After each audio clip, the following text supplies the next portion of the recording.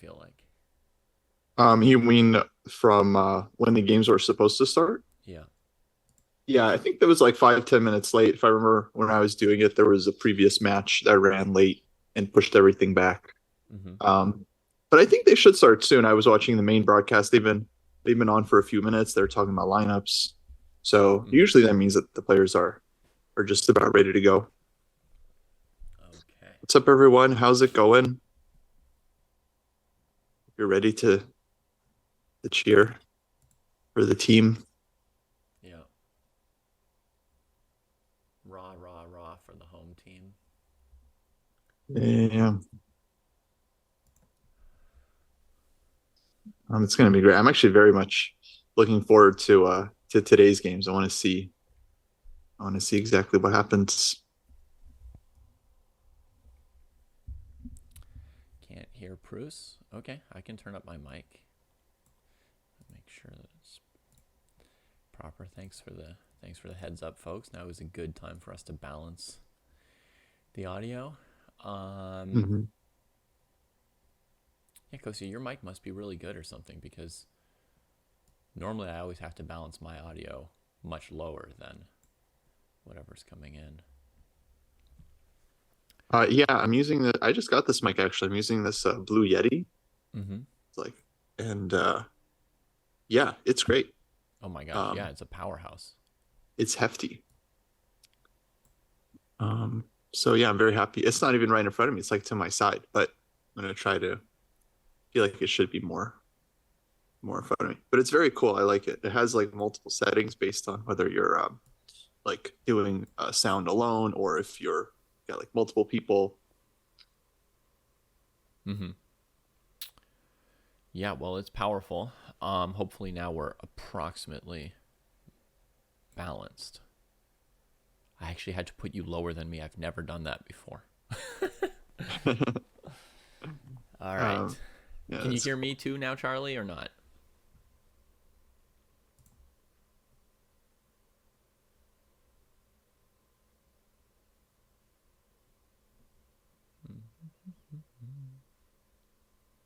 Kostya still has more. Okay. Oh, more gusto. All right. Well, That's wild. maybe this is also the first time that Kostya's been awake longer than me.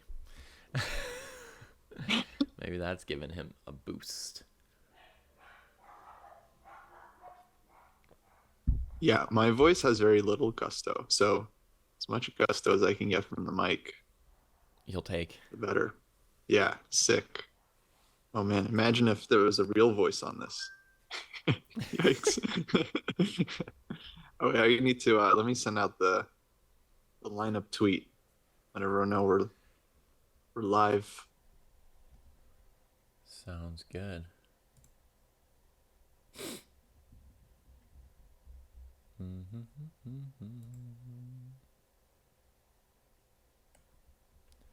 So how are you, David? How are you feeling about today's match?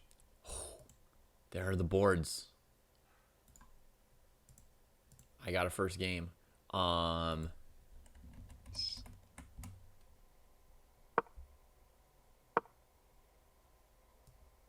that's amazing. Go back here so I can get the other games as they come up. French defense. I'm pumped. Also, I really want the team to win today. Like really. Yeah, yeah, same. But I believe they will win. Okay. I think we Usually, have a great chance. usually when I watch chess, it's just like I'm hoping for great moves for everybody, and if the other team wins, it's like well done by them. Last week I was watching live and Shamsid Volkadov in round 2 with black beat Shankland, and I was like, Yeah. that could be very likely the game that wins the match.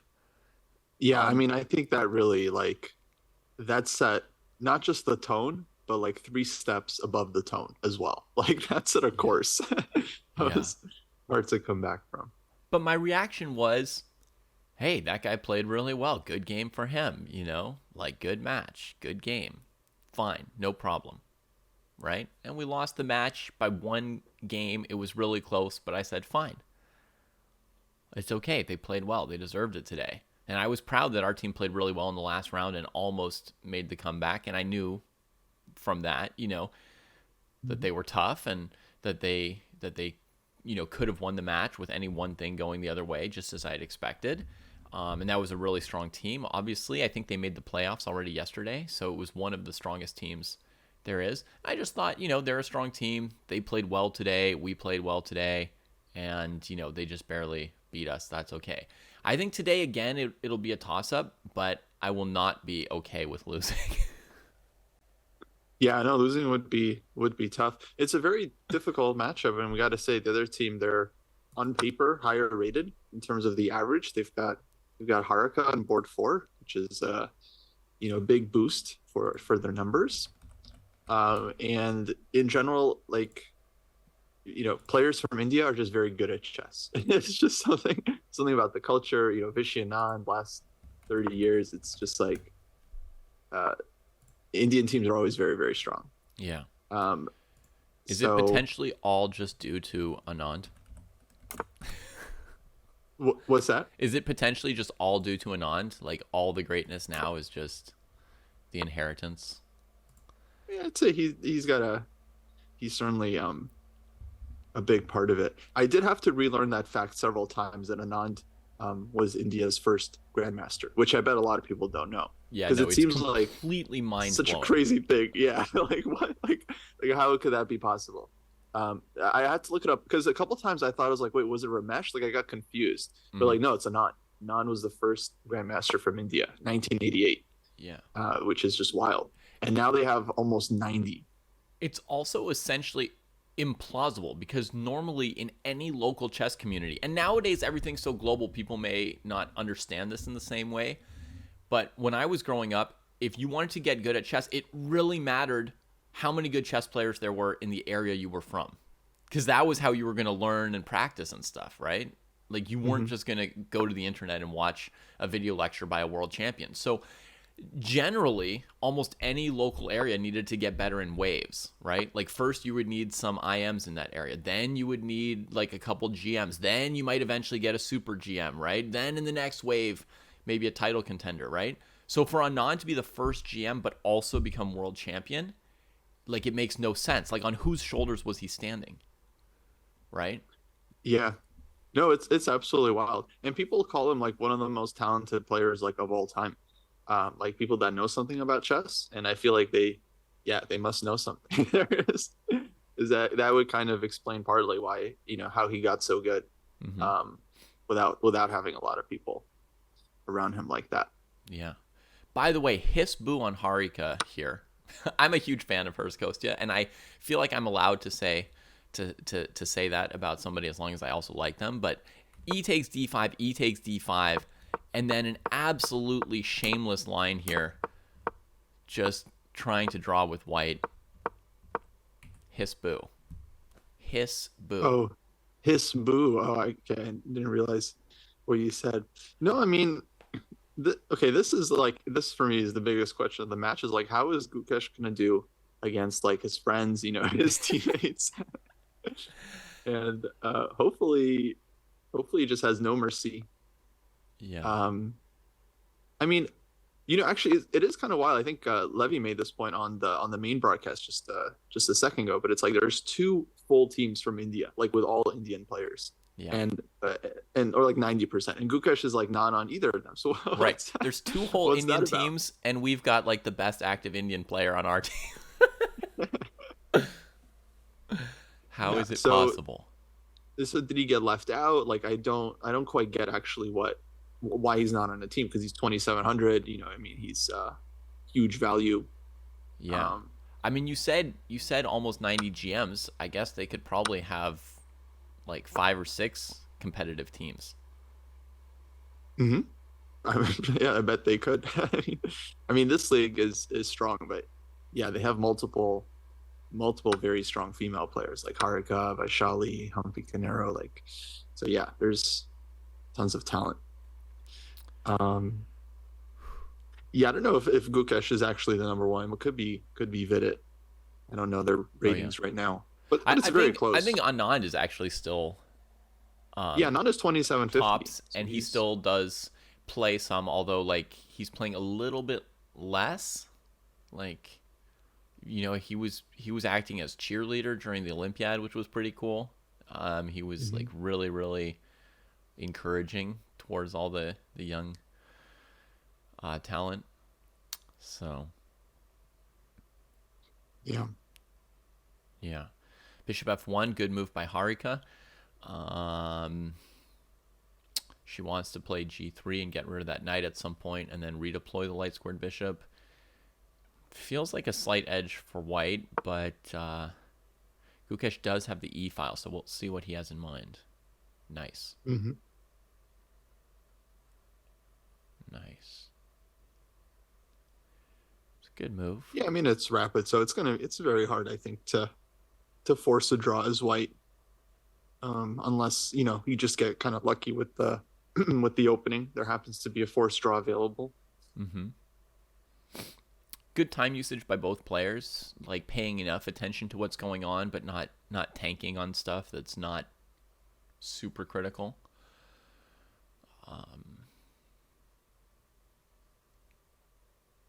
Yeah. Maybe here she'll trade off to the opposite colored bishops now. But then she still has the g pawn question. G3, queen g4 is generally going to be risky. She does go to the opposite colored bishops. That covers the e file and the e2 square at least. Hmm. Defends the pawn how she can. So bishop g5 will be the move, because if the knight retreats, he'll win a pawn. And on g3, then trades and rook e4. No, rook e4 is impossible. Dancing around. Okay. I like how Gukesh is playing against this knight. That's the rule I always try to keep in mind when you have like opposite color bishops, but with the pair of knights on the board, it's like you just try to play your bishop against their knight and your knight against their bishop. Whoa! That's new for me, Kostya. I'm gonna have Yeah, to. oh, sorry, I'm gonna have I to. thought I'm gonna have to something like happened. let that percolate in my brain throughout this game here. Oh yeah, this is I think this is some Soviet school wisdom. It's probably written in some book somewhere. But yeah, anyone in the chat can use that. Kind of a great way to think about these positions. And that, I mean, that's why it's like with opposite color bishops, it's like the game is still very much a big battle. I don't think it's like drawish at all really when there are so many pieces on the board. Mm-hmm. Problem is, Gukesh has been trying to play very aggressively without his knight for this whole time, and it's really Yeah. starting to be a drag. Yeah, he's gonna have to fix that guy. Yeah. So, and if you go like queen d7, knight d8, knight e6, that's pretty slow and may give white time for queen f3, rook e1, and just being pretty active. Yeah, not immediately obvious where like you wanna put the knight. Um, The knights are similarly oh, bad. He finally there we does go. something with it. So he Yeah. is looking to attack the g4 pawn, Kostya. Yeah, that's very logical. Like the knight on f6 looks very nice. It's always like ready to jump to e4 and then yeah, hitting this g pawn. I think the other big resource you have if you can't achieve much with maneuvers here is c5. Probably with Hmm. b6 first. Like try to go to hanging pawns.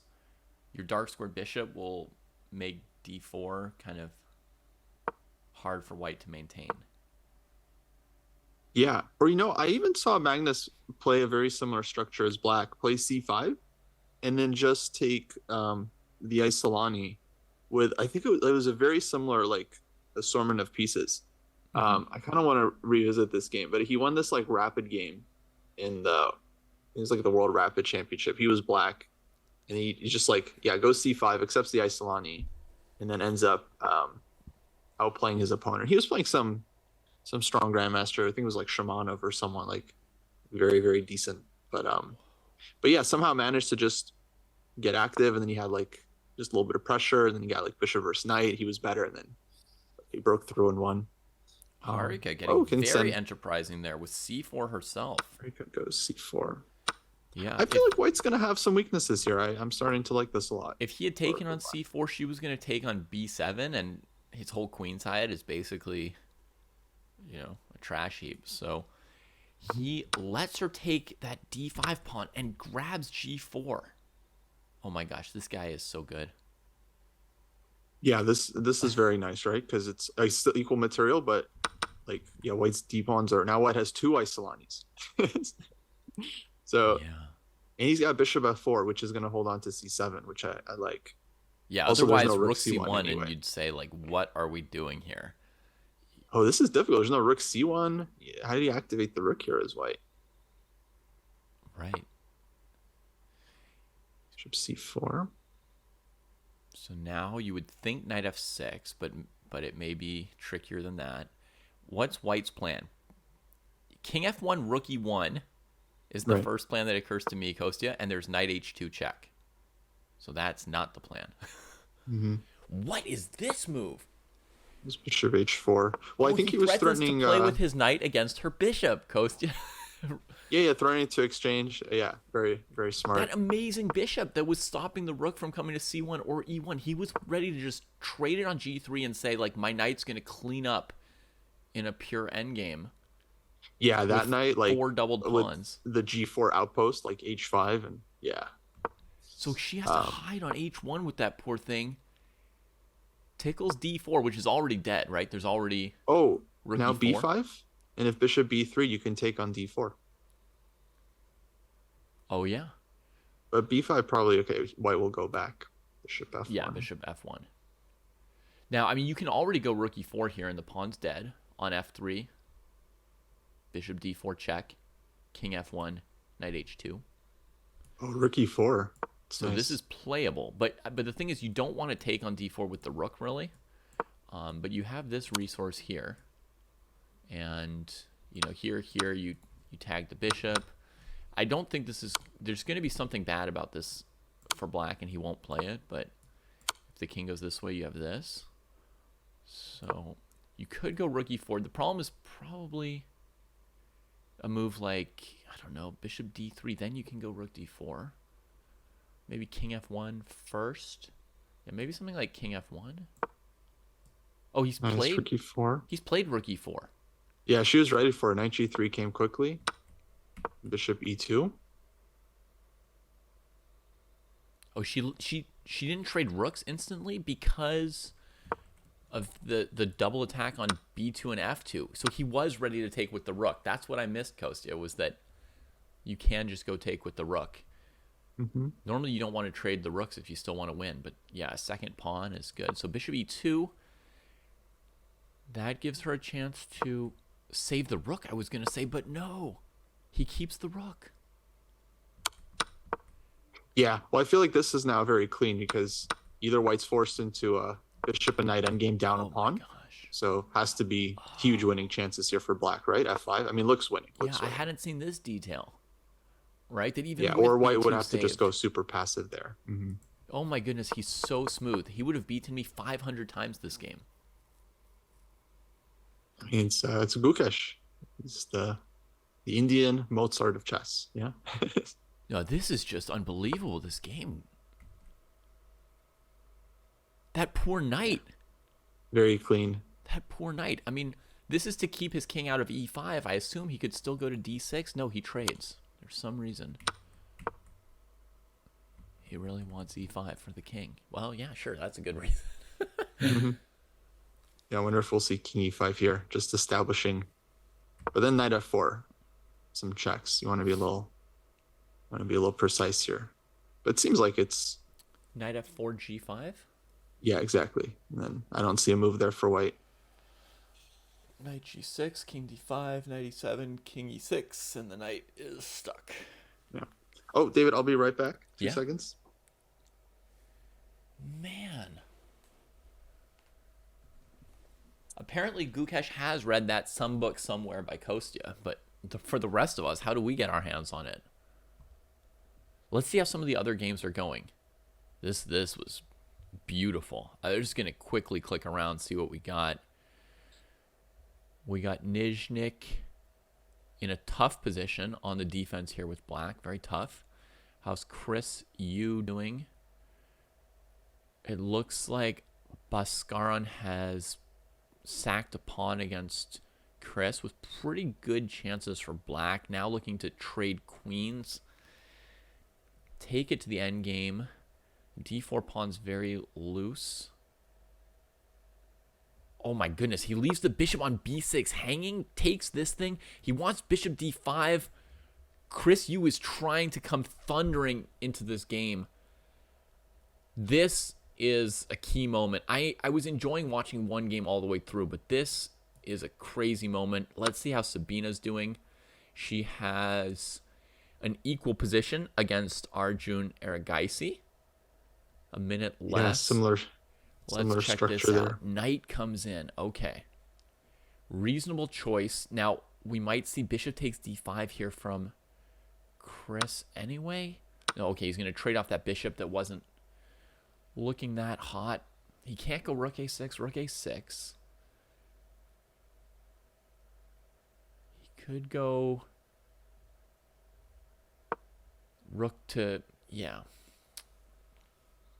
I was thinking queen b4, rook d6, or rook to g6, but he just goes to e5. So he's allowing knight f3, but he would be winning. If queen d2, there's no knight f3. Chris looks like he's better here, Kostya.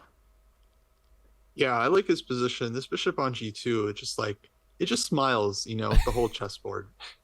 Just devastating. Just an absolutely devastating piece. So this was the key. He spent 2 minutes on this moment after queen b4, right? And he sees that if he's trading queens, there's a lot of comp for black in this endgame. a2 weak, d4 weak, and these two pieces not active yet. And he came up with just rook e6, leaving all that tension, but making the bishop on g2 smile. Yeah. Yeah, very nice move. Just keeping the tension and keeping his extra pawn. But I can see how this could quickly get like really drawish in the end game, like if the queen side gets liquidated. But to me, it feels like it's still chances for white, but also it's risky. You take on d5, black will put a rook on d8. There'll be some tactics possibly. So really sharp, but great chance for Christopher here against Adiban, who's like super strong, but like, I mean, in online chess, like, I don't know, like Christopher is just so good. Yeah, even here there's issues around like f2 g3. Like, what if Adiban trades and goes knight e2? Probably he probably can't takes take on f2 because you go to h1, right? Yeah, d5 is hanging, so either he moves You the have to king, go to to h1, h1, or and then you there's could no take on time. e2 and try to liquidate. So you'll have Oh my bishop gosh, takes d5. Kostya, yeah. That could be simpler, although h5 looks dead. But this would be an option as well. Then you've only got one extra pawn with the knight against the bishop. Okay, it's 2 extra pawns for Gugesh, by the way, so I think he's gonna convert. So let's see what he's done. King e5, good. G4, just take it. And cuts the knight off. Oh, that poor knight.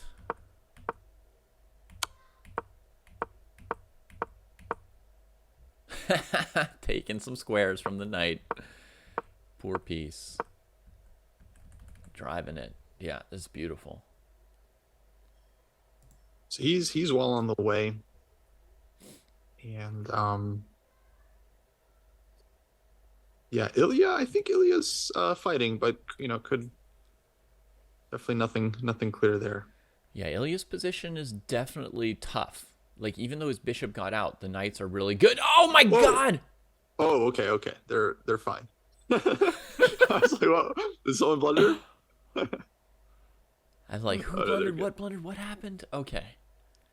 But it feels like he's at least safe now with this bishop. Well, white would want to put that knight on d4, but it doesn't look like they will be able to. And this position should be dead now if black just goes king c5, king d5, king c5, king d5, right? Yeah, I can't imagine either side can really do much here. First glance, that looks dead solid. Does white isn't white in a little bit of a zugzwang? Could white be Like, in Zugzwang? well, yeah. Like, what's white's next Oh move yeah, you here? can't let black play king d4 or you're done. Hmm. And if you move the knight, b3 pawn is pretty annoying. And with the pawns, of course, the trick Okay, is you just copy. So if white goes h3, black goes h6, but knight h4, h5. f3, bishop b3, knight d4, and f5 is dead. And that'll be Okay. Okay. that'll be Yeah. just enough to draw, I would guess. Although it's not super pleasant for white to do that. Moves the h pawn first. He wants to fix that one. So if you're black, yeah, h5, because you don't want to go into that position with white's pawn all the way up to h6 for no reason. Hmm. Absolutely not. So now you take and you go to f7, I think, so the pawn's a little bit closer to your king. Okay, d1, different angle. Hmm. Oh, because yeah, he's still covering c2 now, so he's threatening Oh, to he's just promote. threatening to go b3, b2 while you Yeah, play knight knight f5, f5. b3. Yeah, Let exactly. me just put that on the board, folks. Ilya had this idea: b3 in this position, Whoa. king d2, b2, and like, sorry. And now he's just a healthy juicer up, as they say. Oh, And he's he's giving giving the that juicer juicer back. immediately. For the two fresh juicers on the king side. Beautiful. That was genius, Kostya. How did we get a full point out of this game? Ilya Nizhnik, welcome to the PCL. We're going to change our go, team but- name to the California Geniuses after this week. Oh, man, Yeah, bishop he's h3 got just it. knocking that poor knight around. We're beating on the knights with the bishops here. We've gotten a point here from Gukesh. Boom, bishop g4, clinical. Bringing the g file. Insta resign. Nice. Okay, that leaves us with two games that are actually looking kind of tough. I feel like Adiban, this game is now completely wild. All right, let's see what happened. Queen d3, not trading queens. All right, Chris takes it to the middle game. Sacks f2 as well to get that.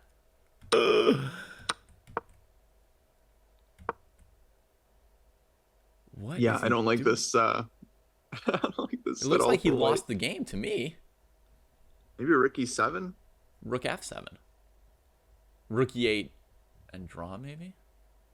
Because the thing... Oh, no, it's even the other rook can go to f7. Yeah, to uncover the bishop too. Well, what? Hmm. Ooh, Rook e8. Christopher does this thing where he goes down to like 1 second, but it's okay. Don't worry, he's very good. How about d4 for black? That's what he I did. mean... Yeah. Yeah, it's lost. What the ever-loving...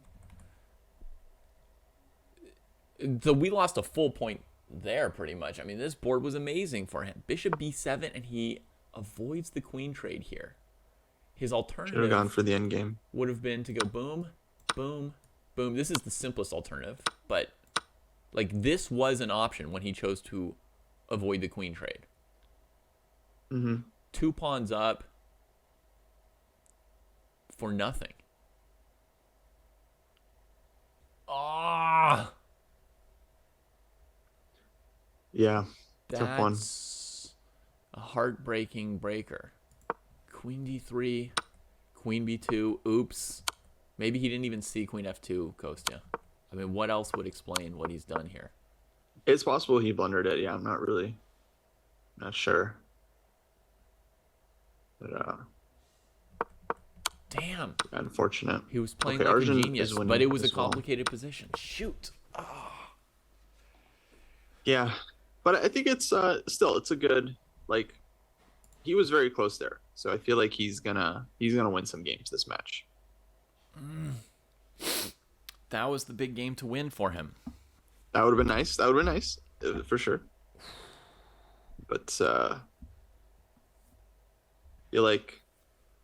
I like him over their board 3. I feel like he had a better display. I mean, he was playing so well up to that mistake because he was holding that tension, doing the hard calculation, finding the best moves. Yeah. So I mean, it was very, very impressive, but then he just like he lived in that danger zone too long. He was too Yeah, comfortable. that's what he does. I mean, he's like, yeah, he's amazing, but right, sometimes he does, yeah, he does take a little too much risk. But how else do you get the 3,000 online without just taking insane risks all the time? You know, playing in like time scrambles and like just going for it constantly. Yeah. So let's see Okay, what bit of a happened short here. break, but 2-2 for the match, which is expected. Both boards 1 and 2 won on both teams. It looks like. Arjun just got this chance to power the D pawn down. And then it was not a backward pawn. It was just an absolute monster there on D3. Yeah, and then this kind of position. This G4 pawn again. Very, very nice.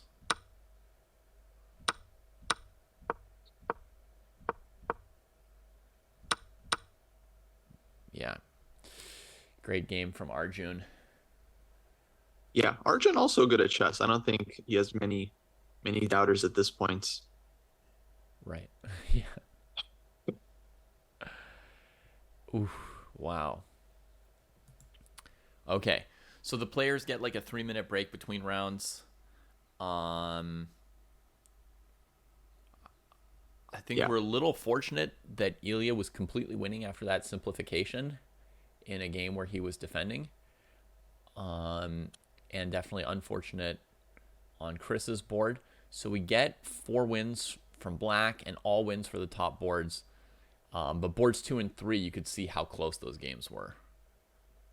Yeah. Yeah, I think this match is really it's going to be tight. It's just going to come down to 1 or 2 seconds that we have no control over. And it's going to be fun. It's going to be wild. I think it's going to be a bit of a roller coaster. Here's Yeah. what I'm hoping for though. I feel like if we can get to a final round with an even score, I feel like that would be something that we should try to aim for. Okay. So you think we're favored in round 4 this week? That would be kind of my expectation. Like, although I'm not sure what the colors are going to be, but I kind of like our Oh, first 3 boards I ahead know of what the theirs, and colors of would be, I course, think. Sabine is going to be an underdog against Haruka, but I feel like we're kind of favored on the other matchups. The boards will be Gukesh and Ilya will have white in the final round. For the first time for us, we've got the pairings where we get white on the top boards. Okay, so I yeah, I think, think which actually I that, think that is a makes it small even advantage. that makes it even better. Yeah, yeah, Yeah. especially because our board 4 is already um, a huge underdog. So whether she has white or black, Yeah. um, it's like going to be very tough for her. But yeah, if Gukesh and Christopher can score points, then. Yeah. Um, So this next round, but who knows? Who knows? the most likely boards for an upset, boards to watch, are going to be Chris Yu with black against Aragaisi, and Deeptayan Ghosh with black against Gukesh. Those are like the most competitive games in the second round in general. hmm Um, I mean, I think looking at the pairings for this round, 4 white wins is very possible in the second round today. But yeah, I mean, we'll see. But the top boards are going to get white this round, and they're still going to be playing against the board 3s and 4s of the other teams. hmm Yeah, it's gonna be um, it's gonna be a lot of pressure on this round. Thanks, Haraldahu, for the donation. Once again, folks, Unicorns here. You know, it's a fan sponsored team, and yeah, there is a donation link I'll put in the chat with XClan PCL. We also have some merch available. We got a hoodie. It's available in our merch store also for the Unicorns. You can get to support the team. So, yeah. I'm sure the players appreciate every bit. Yes. Yes, yes, yes. All right, so let me see if round 2 is going to pop up yet. Unicorns versus Knights. Round 2 doesn't seem to be there just yet. Okay. Okay, so Chris and Sabina are going to have black now, and we're still going to want them to magic up some kind of an upset with black. Yes, yes, yes. Yeah. I think they've definitely got chances.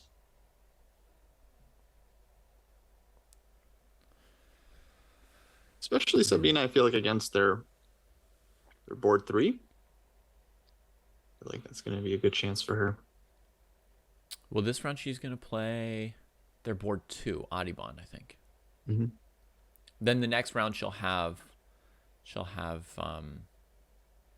be playing against Gauche, I guess, right? In round 3. That could be a good chance for her. Yeah, absolutely. Okay, So game should be starting soon. I see Gukesh on the mainstream. Yes. Forever young. Third youngest GM of all time. And we should really take Karyakin off that list at this point, shouldn't we, Kostya? Like, it's common knowledge he cheated. Let's just say Gukesh is the second youngest. Mm-hmm. Like, why do they keep doing it? Oh, interesting. They put some asterisks next to the PCL competitors on the main graphic, but it should just be one asterisk next to Karyakin. Yeah. Yeah, I was like, the asterisk makes it seem like those are the records that are in doubt. Right. Yeah. They need to fix that graphic. That could be your social media post. Fixed it for you, and you put the asterisk, and then you change the text from like, played in the PCL to like cheated for the title. Yeah, maybe I'll do that when I want another 100 followers. Yeah. We'll drop that one. Oh man.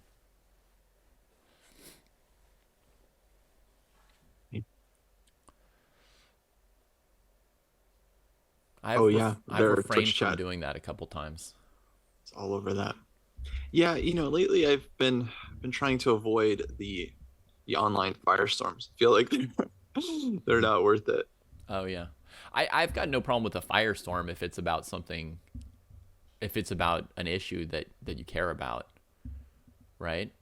But but I mean, just sort of like ha ha ha, something like slightly clever where you punk on somebody to get social media points. That's what I've been trying to. Yeah, not worth it to not go into. And then sometimes, it's like someone's being like a jerk online or on Twitter or something, and then there's like hundreds of people like dunking on them, and it's like, okay, I think they got it. I don't need to also add my 2 cents here, like what I think. Plus, isn't that sort of just feeding the troll? Like, someone posts some dumb stuff and they get tons of engagement. Yeah. Oh, absolutely. Yeah. So the chess.com chat has predicted a 44% chance that the unicorns win round 2, a 26% chance that MGD1 wins, and a 30% chance of a draw. I think the chances of a draw are much higher here because the boards 1 and 2 on each team are going to have white. I think the chances of a draw have to be at least have to be in the range of 50%. Well, you should get in there and start betting with your chess.com channel points. It's good. It's good odds. All right. Oh, we got You've got games? We're almost ready. Almost there. Let me see if I've got access. Games have started. Knight of 3 from Gukesh. Oh, E3 poison from Gukesh. Yes. No. Let's go. Well, at least you can learn something from it. But I don't see this. How do you see it?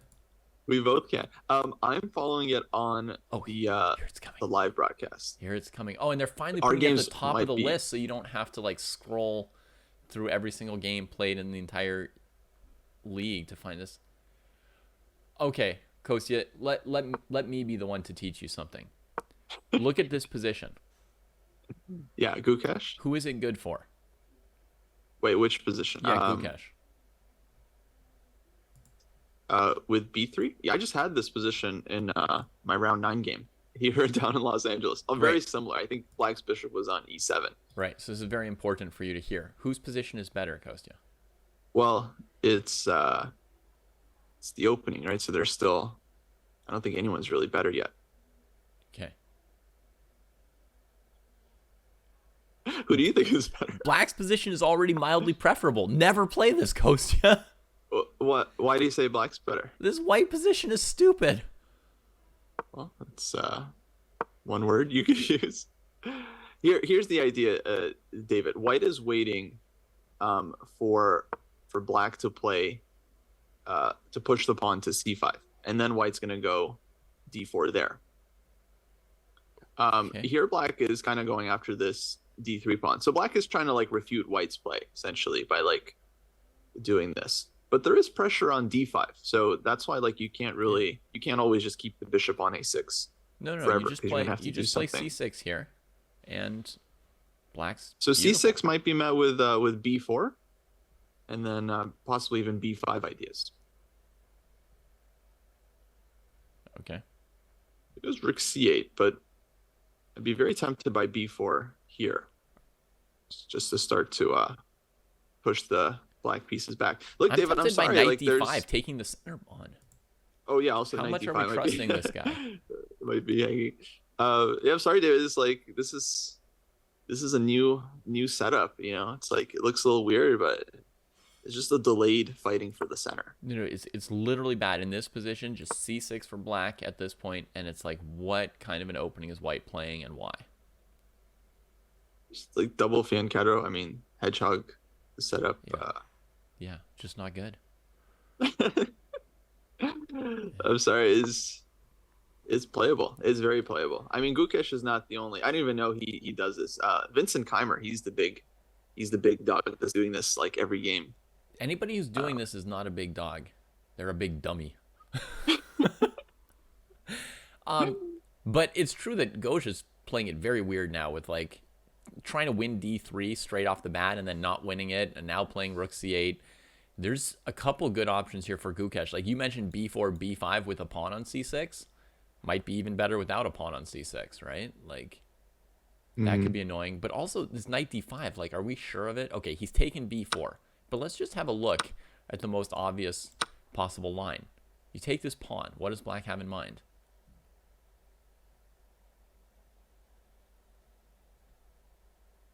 Yeah, I really wasn't sure. Maybe he just wanted to take on G3. Yeah. And then if White takes on F7, Takes. King takes, and then Now you got to get back a pawn over here. yeah. Check. Here. Takes. Here. I mean, this is a very risky position for Black, I think. Right. I mean, I don't know if all that was like maybe Queen takes D3. Maybe Queen takes with this move order. But it seems like this had to be. Yeah.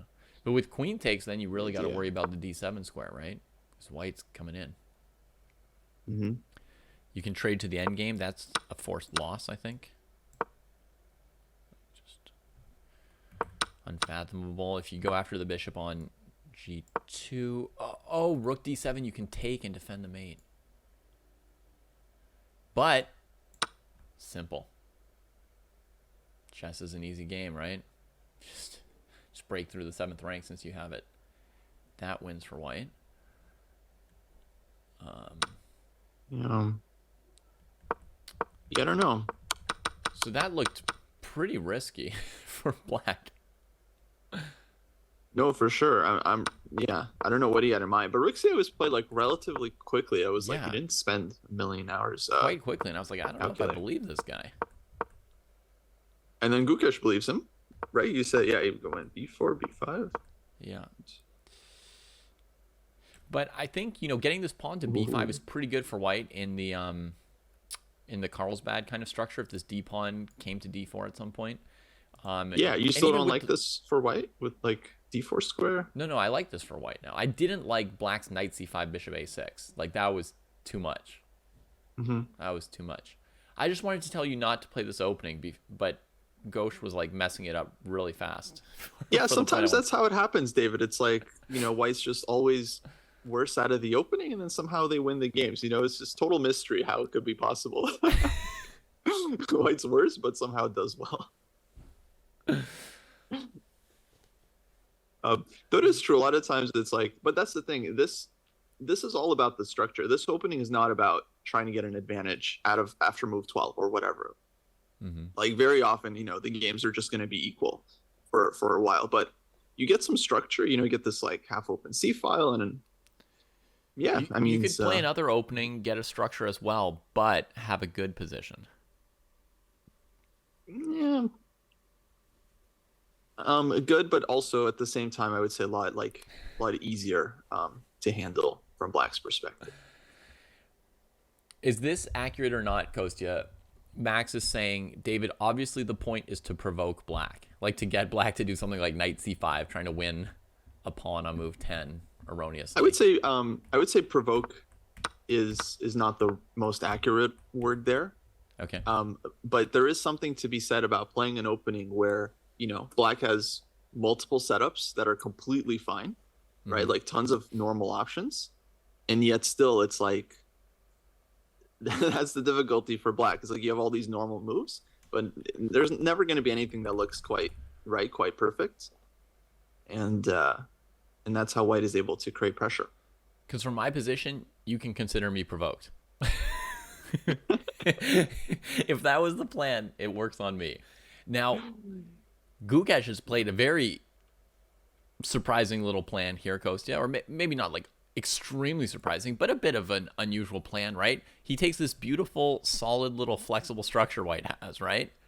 And he says, like, I don't need that d4 square. I can take the isolated pawn. I'm never pushing d3, d4. I'm never Carlsbading this. I'm not playing based on the c6 square. Like, I would have expected Kostya knight d4.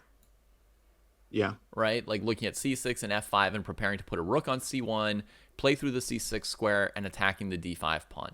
Absolutely. Like, very boring and traditional of me, perhaps, but I don't know. That's like what I've seen before, but Gukesh is rewriting what we get to see. So knight f4, ef4. Wow. I guess he's stopping the black pieces from using that square on e5. And he wants to, at some point, make Black play f6, I guess. And then say that Black has too many light square weaknesses for one bishop to cover, even with the bishop still on the board. Yeah, I love it. It seems very, very creative for White. Yeah, and here he goes knight e3, and still, I thought like maybe knight d4 would be where the next knight went, Kostya, right? But no, knight e3 uses that square. So what's coming next? I mean, he could play f5, f6 here if he wanted to just, poke Black's king side. He could play queen c3. Maybe Black is ready to tuck the bishop on f8 rather than taking a pawn weakness. Oh, David, I'm getting invited to the main show. Okay. I'll just pause my camera here so hopefully it doesn't mess anything up. Sure. I'll be back. I'll be back in a few. All right. And we'll put up the unicorn when Kostya's not here.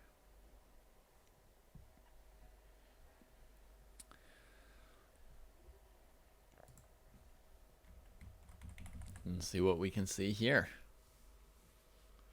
Let's check some of the other boards. Let me try and open up some of the other boards. So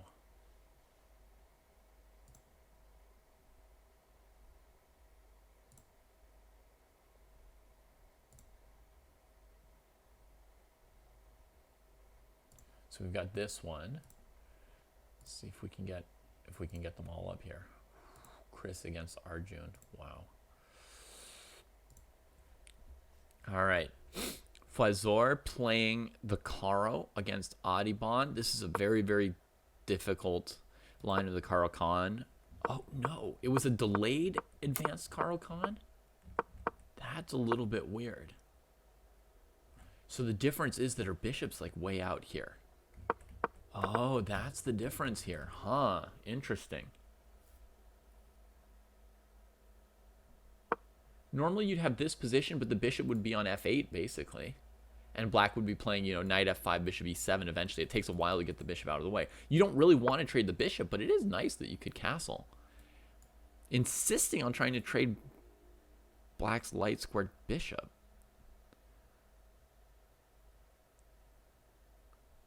Wow. This opening's really, really complicated. And given that the advanced French kind of structure, I know this is a Caro, but this advanced French structure, that's also the advanced Caro structure, it's a pretty well-known structure, right? It's come up a fair amount in chess. A lot of people do know this structure. Considering how well-known it is, this bishop e2 line presents some different and difficult questions for white and for black compared to normal. So it's a little hard. It's a little hard to play, actually, surprisingly. Chess pawn, you think Adiban is doing great here, huh? Knight f8 doesn't feel good at all. But the position's so non-standard that, you know, weird moves come into consideration. But I think like a real danger here is almost just like queen f3, looking to trade on g6 and take f7. Yeah, say stuff. It started as the two knights Caro-Kann, or the knights Caro-Kann.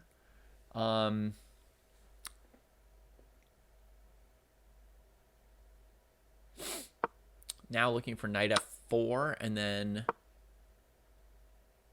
yeah, it also clears the way for c3 or c4. There's some joy to be found in c4 for white when black has a knight on f8 and is not very close to castling anywhere. Yeah. Yeah, but I mean, I knew what you meant, say stuff. I knew what you meant. h6, pushing back, okay.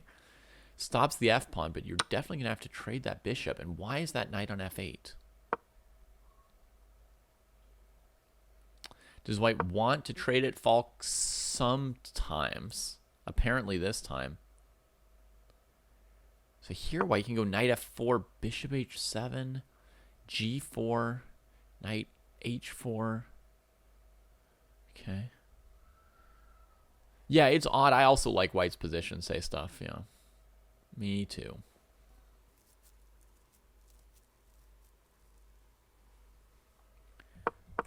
I might have liked if white had sort of like kicked this bishop to a5 at some point. Now it could come back to e7. It's a little bit less of a lost piece. Like, lost, like, you know, not like you're going to lose it for nothing, but like it doesn't know where it's going or what it's supposed to do, right? Confused piece. Knight f4.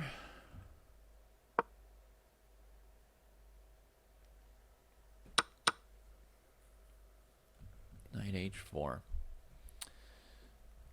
And you see how much time they're using on this opening, right? 5 minutes, 0 pieces traded. They've used half their time for this. But I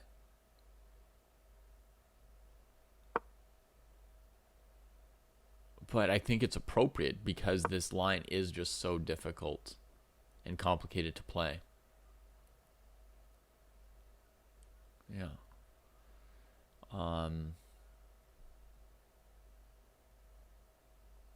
Yeah. She's thinking a while here. It seems like here she just has to go back, right? Ooh, she blocks out the bishop. I was thinking here maybe. She's thinking she might want the queen to defend this pawn after it gets doubled. But I think now he's going to play knight g6 and keep the bishop pair. Well, that's like a massive advantage for white. So I would not trade the second time on g6 if I'm white. I would keep this bishop now. This is a huge advantage for Adiban, yeah. Now it emerges. Let's see how Chris is doing. Holy moly. He didn't play rook c8 last move? Why would you ever not play rook c8 in this position? What a mess of a position. Oh, he's preventing... No, there was no knight c4 with rook c8 either. So white's knights are looking pretty bad at the moment. Black has some decent comp for a pawn. Super complicated position. So he's threatening queen b2 first. I guess if he played rook c8, then the white queen could have gone to a4. And then he doesn't see a way to amp up the pressure, right? He doesn't have rook c2, doesn't have queen b4. So he plays queen b4 first, not just to threaten b2, but to sort of seize space in this area from the white queen. Follow up to be rook c8. His king looks so worrisome. But maybe he's okay. Maybe he's okay. Arjun retreats. If knight e4, rook c8, queen d6. Sorry, wrong queen. Queen d6, check. Queen d6, knight takes d6, rook c2. And black wins back the pawn and has the advantage in the endgame probably with 2 bishops against 2 knights and like such a well-placed rook. So queen c2 makes sense. Now Chris brings out the rook. Where is this queen headed? To b1 or something? This position's amazing actually for Chris, the more I look at it. It's going to be queen b1 and then trying to dig out. Well, good luck. Your pieces are terrible. Oh, grabs over there. Chris comes in, takes the whole queen side apart. Now, if he goes rook c2, is that killer pressure? Knight e4, and he doesn't have rook f2 because of knight f2. Does he have bishop e3? Not quite, maybe, maybe not. Oh, man. It's tempting to try and hammer white here, right? With rook c2. This has to be good for black. Like, okay, the simple move is you take on a2 and you let white play as well. White gets to play queen g7, going after your f-pawn, or h4, etc. But if you believe, oh, but he's going to get so low on time trying to look for something killer. If you believe that you're crushing here, you can play something like rook c2, knight e4, f5 even.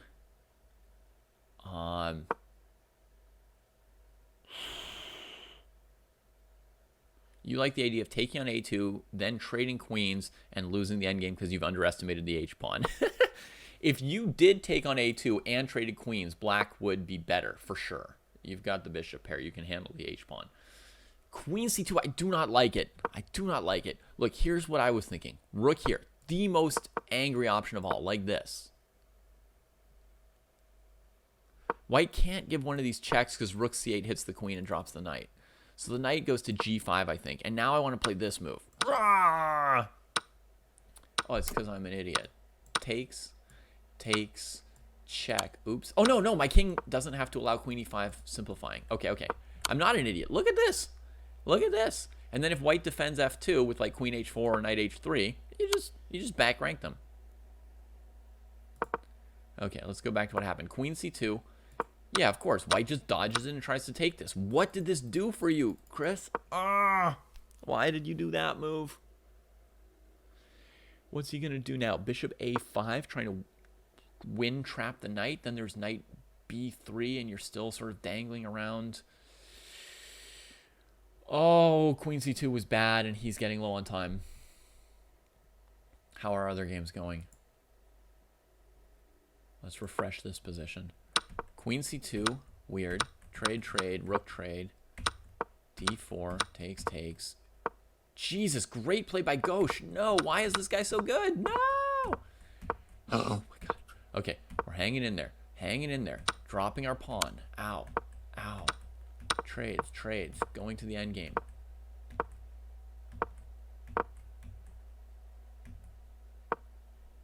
This is the position. 1 minute each. It's so tense.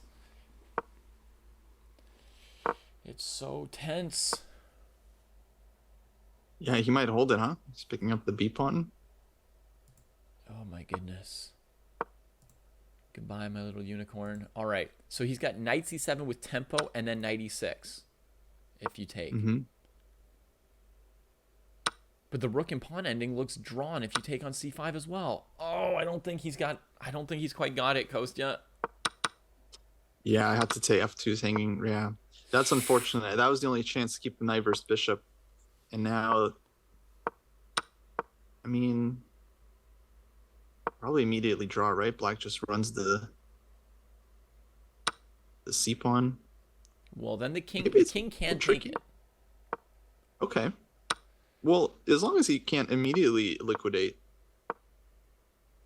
You're right. It's still a tense endgame. It's still a tense endgame. Indeed. Super easy. All right, Ilya, he's in control. I'll just update folks. He's got two knights against a rook. Everything's defended. That Maybe should be winning. maybe h4, maybe b6 here. You want to put this rook on a little bit of a leash so it can't do full damage to your king side. And Yeah, then you want to h4, attack h5. c5 with your king. He goes straight for it. Oh, so he wasn't worried about rook takes f2 at all? Okay. No, because the b pawn basically wins the game with the black king on g8. I thought Right. he would, first do h4, maybe first play b6 so the rook was on a tighter rope, but he just went for this right away. So now the idea is rook f7. Oh, shoot. That was a huge chance right there, no? Rook f7? Oh, no, king g6 was the problem. King g6, yeah. Damn. No, yeah, I was with you. Yeah. Oh, the interesting setup here for black. Just keeping the rook on b4. King shuffles. Yeah. How does white try anything? Yeah, I don't quite see anything he can do. All right, he's going to push b7 just because why not? Now maybe f3 g4. You could at least throw it up there, but nah, you'll want to be careful. Yeah. The scores don't update at all. This standings thing. Okay, if I refresh it, there they are. Yeah, you got to refresh, unfortunately. Oh, man. Oh, man. Okay, Wait, hold there's on. no g6. On king g6, He's managed check. to get... He wants to go king c4. 4 versus 2 is nice. That's one trade away from a 3 versus 1. Wow, he's letting him play with the c pawn just to keep the game going. This is still, yeah, I feel like this is still, like I'm still losing this, right? Like definitely. This is still a game.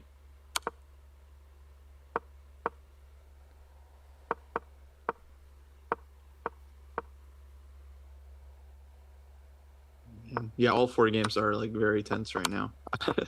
Go team. Oh my god. I can't breathe through this one.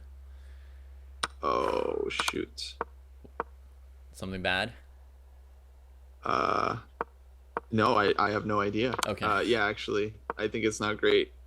I think Nizhnik against Haruka is just like oh no, he blew it. He was totally winning, but he allowed counterplay. All right, threatening the h pawn. This king has to stay in the region. I guess f5. All right, we're really gonna need Gukesh to win this one now. What's happening here? It's all the games ended very quickly. Everyone went down. We lost every game? I mean, Christopher and Sabina, they were under pressure, but yeah, the Nizhnik he blundered. I'm pretty sure. Oh my goodness. Well, this game's a draw. Yeah, Gukesh is not winning this. At this point, I'm just hoping he doesn't flag. Oh, you're right. 4 really, seconds. That could happen. Really bad. Yeah. Rook g6. That was a good move by Ghosh. Well, we've Yeah, been the wiped king there out. was just We have been close. annihilated in 20 seconds. Yeah, that was so fast. That all happened so quickly. That was brutal. Oh man, unfortunate.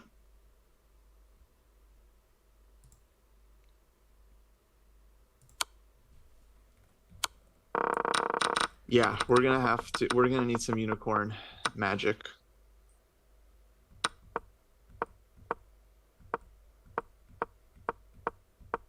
Oh my gosh.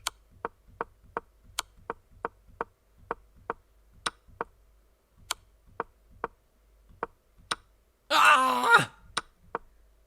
The rook. Oh my god. Unlucky. This is like the biggest hole ever experienced by us. This is Sabina's game. Pawn's coming on the queen side, and the white pieces are so active that she's tied to f7 too.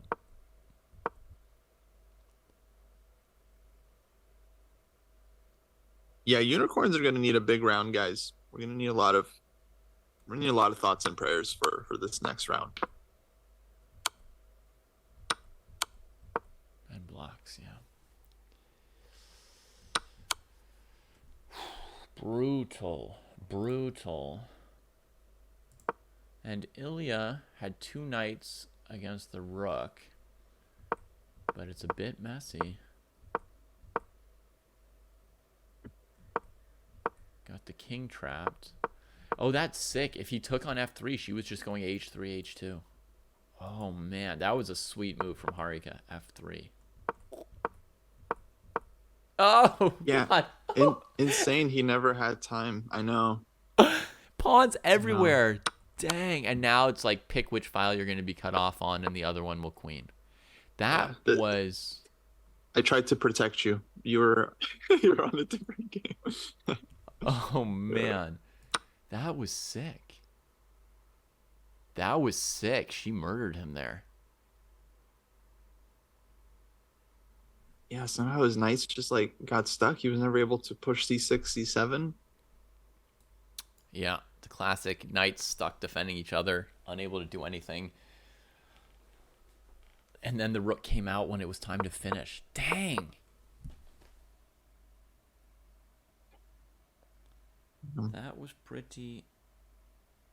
Yeah, Harika good. You know, who would have thought? Who would have thought? Harika also good. Why are our opponents so good? Wow. Yeah. That was heavy. And this game here, I mean, Ghosh defended so well too. I mean, most people would have lost this game. I thought Gukesh would win that for sure. Most people would have lost that. And he always kept a little extra time on the clock too. So he like always had a moment to deal with whatever new switcheroo Gukesh did to him, switching to, you know, the 4-on-2 on the king side. A little bit of a surprise, but he had some time left. Oh, brutal. So we're gonna need a big round from the corns. We're gonna need at least like a 2.5, 1.5, and then a 3-1 in the final. I mean, it's still doable. They just need to keep fighting. I think chess is a very like mental game, which okay, kind of obvious, but like mental game in the sense that, you know, you have to like kind of stay confident. Like confidence and mental mindset is very important. Mm-hmm. Not just, I understand that also all the other chess things happen in your head as well, but like it's a mental game, and like other sports are also mental games where you have to keep fighting. And so it's a double mental sport, where some other sports are physical and have a mental component. Exactly. It's a double mental sport. Yeah, short memory, as US Dave says. Exactly. I think that's very useful for some players.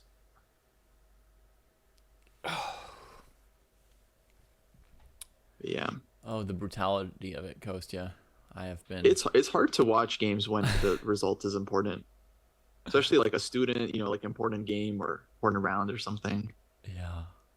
You're just watching, and I mean, for high rated players, at least it's like you get less turnarounds. Honestly, the most difficult is when you're watching like a 1600 student. Like their game just has like all kinds of ups and downs. You don't know what's gonna happen. But yeah, this is tough. Have you seen this game from yesterday? There was a tiebreaker. The match was tied 8-8. Mm-hmm. And it looks like the Bulldogs beat the Blitz partly off of an upset here by Alexander Injic against Vasily Grov. Right. I saw that he won 2 games against MVL. He won the last round and then the tiebreak. And then, yeah. Is this a diagram position? This is a diagram position. White wow, to play. Amazing. Dang. Yeah, well, Injic is extremely strong blitz and rapid player, both OTV and online. Yeah. He's It looks very a high little bit rated. like, okay, so what's your plan, White, right? Like your king's in the center, all black's pieces are coming out, e5's loose, your rooks can't talk to each other. So they talk to the black king instead. Oh, sorry, Charlie. Diagram means like in a chess book, when you see a diagram, usually means that it's a position for solving or one of the sides is about to make a good move. It means it's time to think.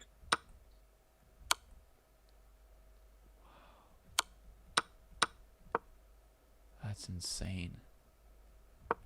That's But insane. it's funny if he took the queen. Recaptured. Yeah. Oh man. Yeah, very nice. Dang. Beating MVL with 2 minutes on your clock. 3 minute blitz game.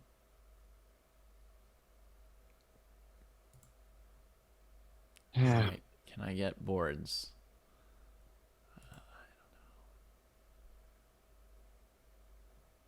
All right. We've got somebody in chat telling us a point about this endgame, saying f5 instead of king f3 at some point could have been an advantage for white, which I think might be an instructive point right here.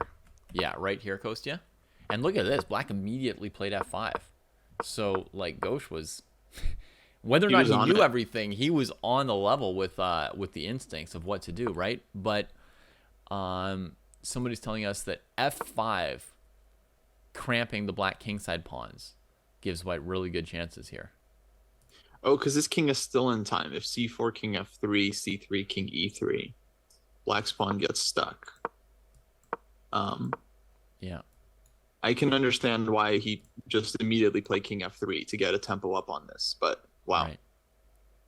Yeah. I'm sure with more time he finds that, but it's Interesting. very Yeah, f5 cramping black. So now nuanced the king moment. can't come across because it's too much damage here. If you play g6, you're trapped on the back rank, and white also doesn't even have to take you. They can just bring up the king and let you take on f5 if you want. Mm-hmm. If you move the h pawn, your king doesn't really have a way out either. You bottle it up with h4, and so black's kingside is just left very, very vulnerable. Yeah. And he managed to set up quite a good system with f5 and then bringing the king to g6 and defending the pawns from here with the king. That was pretty amazing. Yeah. Those pawns pretty safe. Yeah, it was very interesting working in. Dang, that guy's good at rook endgames, Kostya. Gauche, like, to play that one at that level, at that speed. Yeah. Well, yeah, this concept here was very nice with the kind of fortress blockade setup. Right. Like, my attention was on, rook takes f2 more than rook b4. Now, I'd sort of, and for me, like, if I'm playing as white, I've sort of managed to figure out that I can sack f2, and then when I go for this, I'll be surprised when my opponent just plays rook b4. Like, oh, shoot, I didn't realize that they were just going to set up a fortress, and they weren't going after f2, So, Yeah. yeah, he played that so well.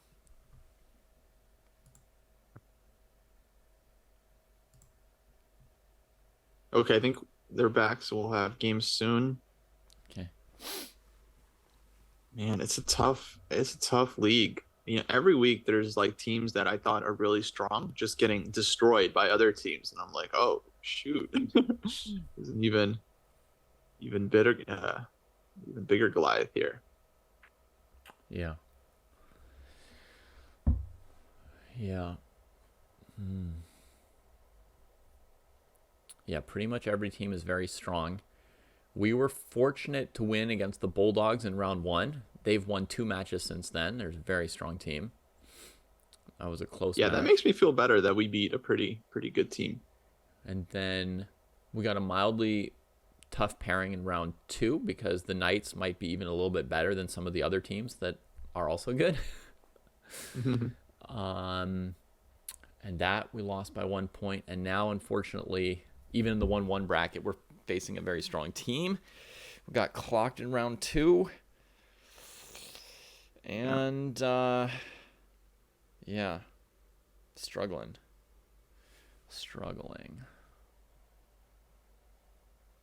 Yeah, every team super strong.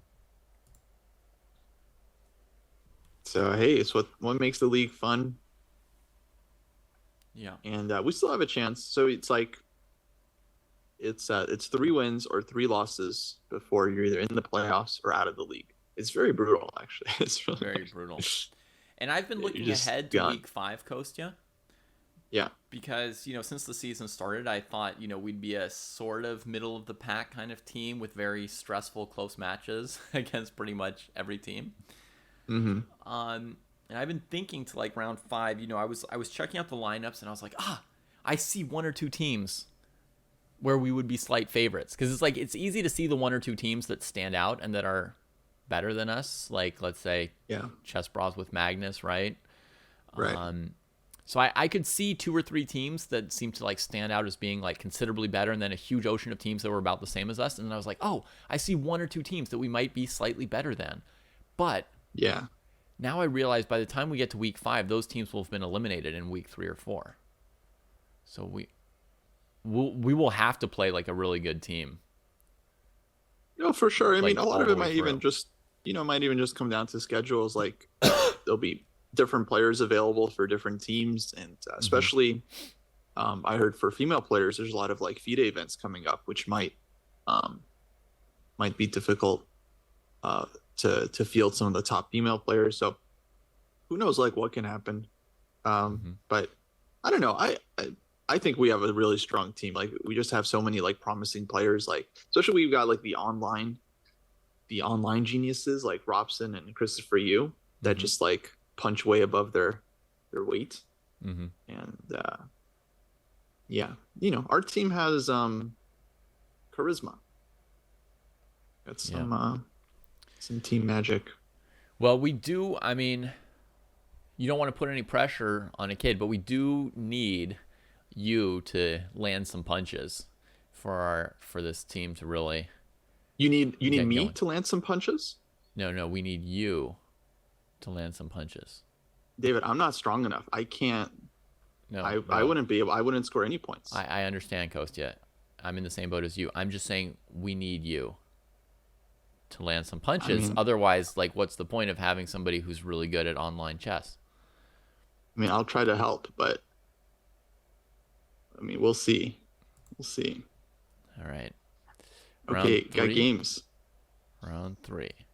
Nope, not there. I still don't have the games, but I'll get them soon. Oh, there it is. Okay, you got Adiban against Gukesh. Huge matchup. Adiban known as the Beast. Aragaisi and Nizhnik. Now it's the beasts. Yeah, Now now it's it's the serious. beasts. All right. All right. Now, we've got black on boards 1 and 2 this round. And we need to win some games with black, as well as have Chris and Sabina make good use of white. So we need white to matter on boards 3 and 4 this round, but not elsewhere. Right. Yeah, we kind of have Chris in a must-win situation with white, and Sabina also would be really nice if she could score here with white. And then I think we have a shot.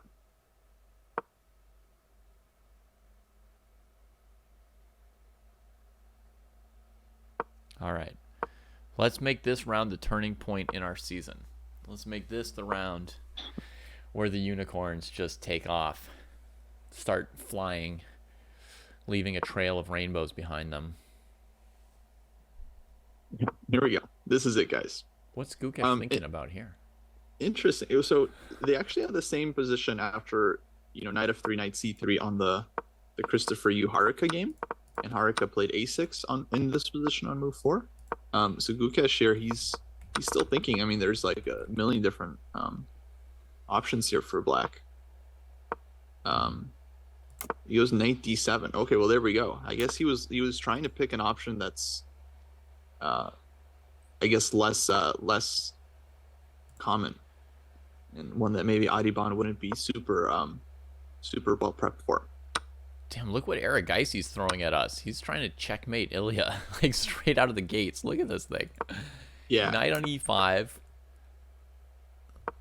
Oh, this is some kind of stupid London, huh? Yeah. The early yeah, checkmate London variation. right. One of the kind of dangerous lines. But I feel like Ilya's speed is quite impressive here. Yeah. Suggestive of him having seen this before. It's like, you're not the first person to try and checkmate me with this stupid London thing. Somebody did it when I was 6 years old. Yeah, it's like, oh man. And there's a G4 from Arjun. Yeah. What I like about Arjun, what I like about this match is like Arjun, he gives you play. He is not the type to just kind of totally dry up the game. No. Like, all right, he played the London, but then he just like went for a direct mating attack, and now he's played G4. So he's like, he could have played the London a lot more solidly. Yeah. But I don't think he was playing it just to make a draw. I think he's playing it because it's a real weapon, in speed chess. Oh, yeah. I think Arjun is trying to win every game of chess he ever plays. That's the impression I get. Yeah. Yeah, for sure. So, yeah, he's one of my favorite players. no, he's awesome. He's great. Also, all these like young Indian guys, they just seem like they're really they have a really strong character as well. Mm-hmm. Like I would guess seem to that be Black's good position is spirits. very satisfactory. By the way, what do you have any Yeah. instincts of evaluation or anything like that? I mean, I like it whenever you get this light scored bishop out and it looks like okay, bishops have been traded. I feel Mhm. like that's definitely a big deal. But it's still very I'd say it's still very unbalanced that I Mhm. could see Arjun putting some pressure on. Yeah, he's gonna castle queenside here, most likely. Right. I mean, that's Yeah. what you're expecting. Yeah. Ilya was expecting it. And But this is kind of what we need in this current match situation. We need a double edge position. yeah. Even if that means like Arjun might end up winning this game, who knows? But like this is kind of what Ilya, I think, should hope for from such a game. I think Ilya saw maybe knight f3 coming, so he's playing queen f6. He's got e5 ready. He's going to load up on the f file. Hopefully he doesn't go for queen c3, bc3, bishop a3 here, because that is not a bishop on f5. But it's easy to get excited and slam queen c3.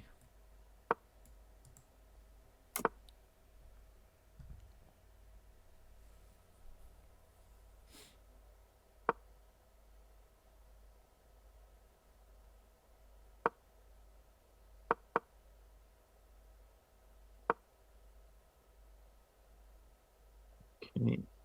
Knight e5. I feel like white's going to snap that up.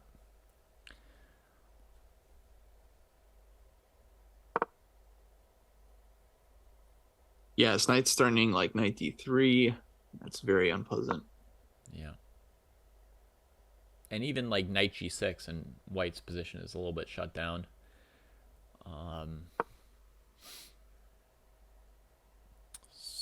But he's thinking a while, so maybe it's not as obvious as I was thinking that white would be happy to snap it. He doesn't seem to be happy.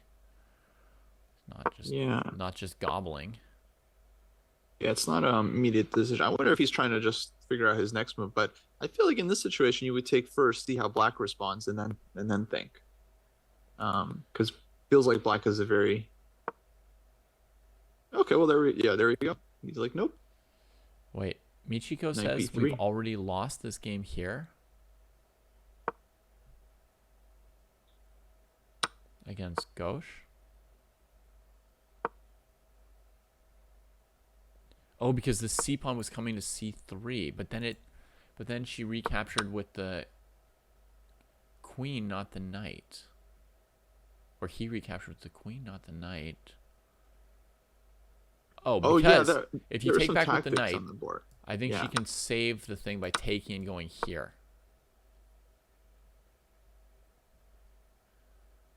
So it wasn't like losing a whole piece yet. So in the game, bishop e2, c3, nice sack to get the file. Oof. Still looks really bad. Yeah. Oof. Dang, this c3 was very nice detail. Okay, maybe it is over. Maybe But it it's not is like over. she's down a piece over. It's kind of like she's down two pieces, the knight and the rook, because it's going to be bishop e1, rook c2, and then you can't move. Yeah, but Right? at least they're still on the board. They can still get into the game. I'm going to say no. I'm going to call those pieces dead. Look, I bet the knight from b1 will still make a move in this game.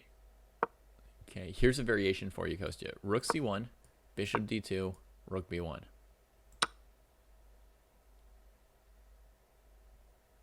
Yeah, that's probably not good.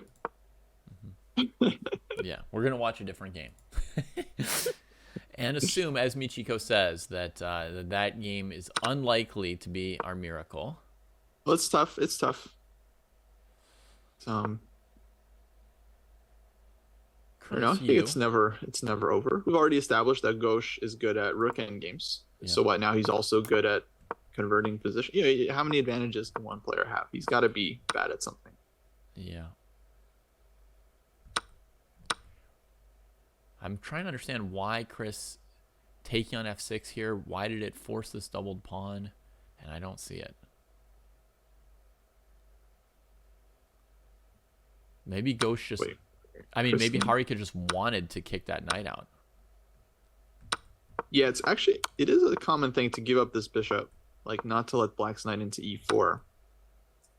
And then gf6, I think, is more about, kicking the knight away. Sack alert. Now, Black can ignore this bishop if they want to. Oof. Wait, how does this work exactly? Taking it? Takes. King h8. Rook f3 maybe? He's just going to slow play it? Wow, rook f3. Yeah. Yeah, Christopher's a little psycho. No, I just mean that in a very kind way. He's like, sometimes he just like sacks, and then he's just like slow follow up to the death. Yeah. Wow. Can Black just trade on c3 here, or is there some other death blow coming in? Like, can Black get rid of that knight? I guess there's no pressing need. Okay, so let's say Black plays queen h4, and White goes bishop g6, queen h5, bishop h5, king h6, bishop e2. White will be up a pawn, and the c3 pawn will probably just die. But she takes the piece. She takes the piece. I was with you. I felt like must be a practical option.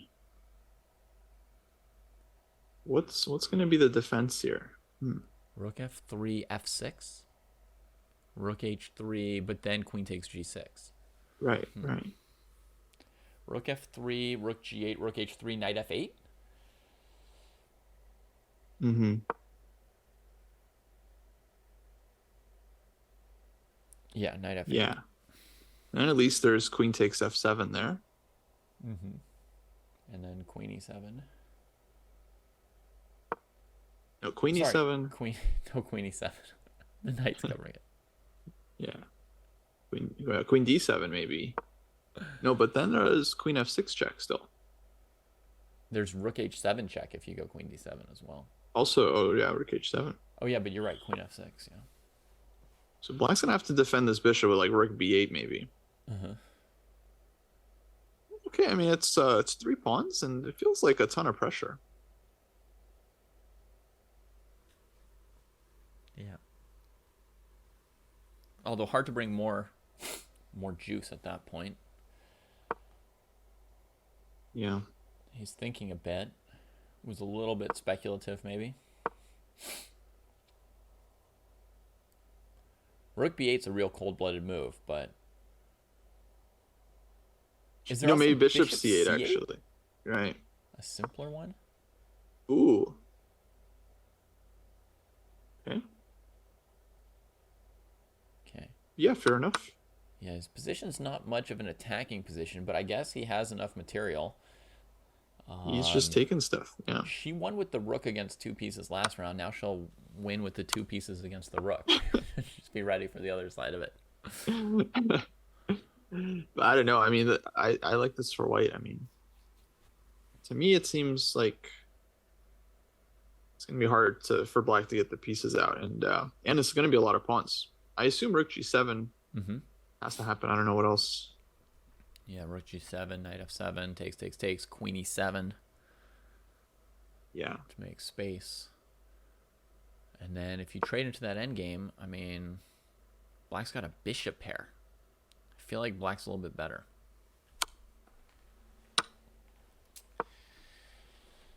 Maybe you don't trade queen. Really, but it's 3 pawns.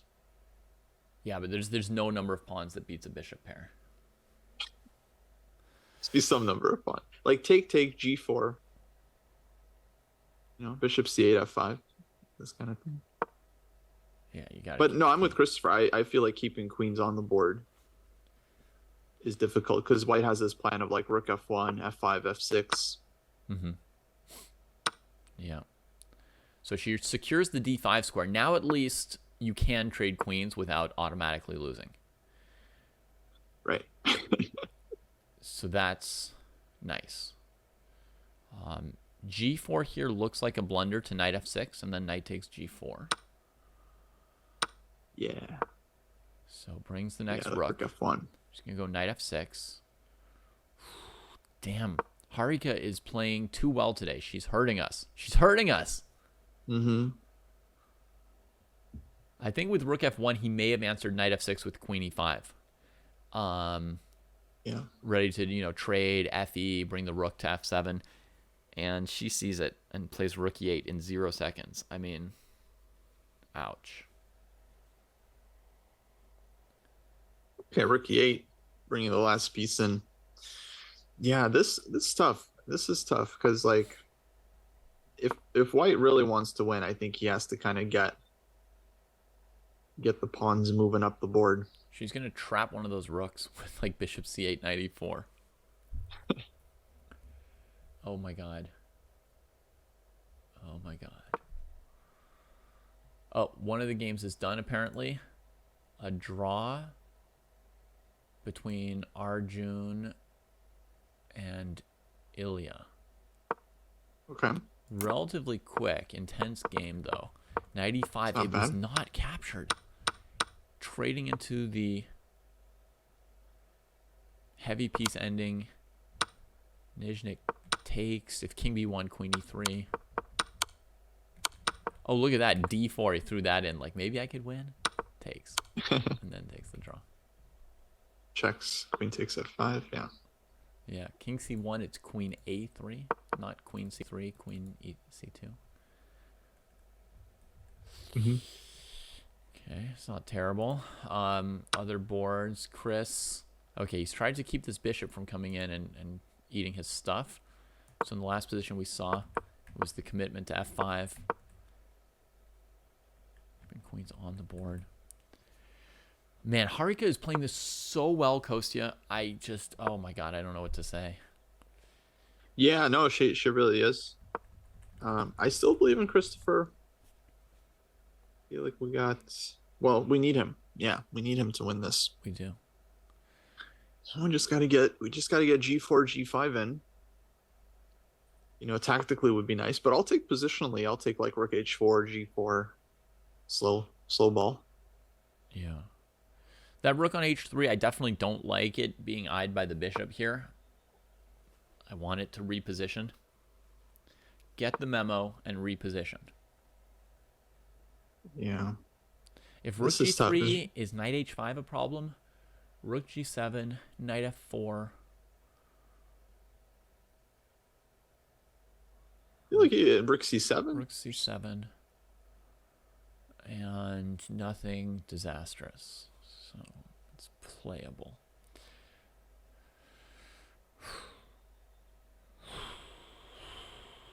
Yeah, so rook g3, maybe queen f7. Mm-hmm. Okay, queen h6. Like we still Yeah. keep some pressure. Yeah. The thing is, rook g3 blocks the g pawn, huh? And knight Yeah. e4 will always be with tempo. So your other suggestion would be maybe rook h4 here. Yeah, rook h4. But I didn't like rook h4. Yeah, knight e4 anyway could be a problem. Knight Running e4. the f pawn.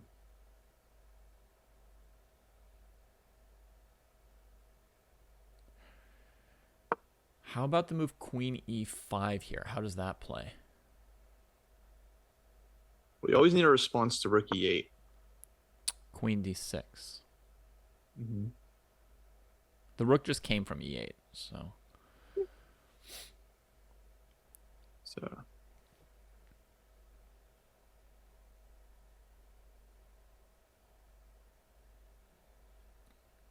But yeah, I want to get my queen to d6. Maybe I should just go to d6 here if that's what I want. Okay, we get rook g3. yeah. Now queen d6, knight e4, queen e5, queen f6. And the knight on e4 is really good. Queen d6, knight e4. Yeah, it's no good. Queen h6. Okay. Here we've got Adiban and Gukesh in the endgame. And Gukesh is down a pawn. Maybe two. That Yeah, Gukesh in big trouble. is brutal. We may not make it to round 4, Kostya. May not make it to round 4. We need Christopher to win just to make it. Just to have a chance. How's Sabina's game going? Bishop d2 was played. Oh, he didn't even find rook b1. He just did something else. What? You didn't go rook b1. He didn't go rook b1, Kostya. Okay, maybe his weakness is tactics. And the knight did get off of b1. We were pardoned. We could have been down an entire piece for nothing here. Instead, we're still playing. Uh-oh. There went some of our stuff. Catching up with the live position. Checkmate is being threatened. King h2, rook f2. Yeah, it's gone. Ouch. Yeah, we need Chris to win. Otherwise, the match is just immediately over. Oh, brutal. Well, I mean, they showed up. They showed up. Yeah, Adiban's done. So it's all on Christopher. Adiban's won it.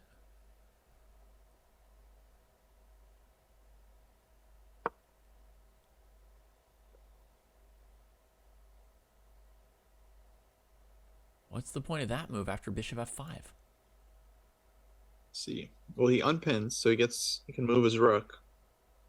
Yeah, but the alternative would have been g4 defending f5. Yeah, why not g4? I don't know. I'm not sure why not. Okay. Knight e7. Oh my god.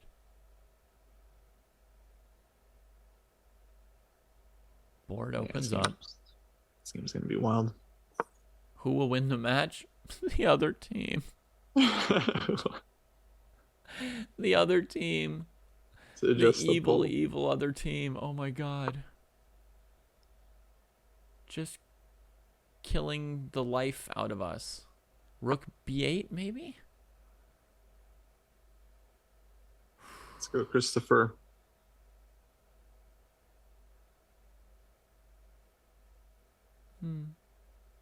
Kostya, I've been a good sport for so long. I just wanted to win one match today. Yeah, just one today. That's all I want.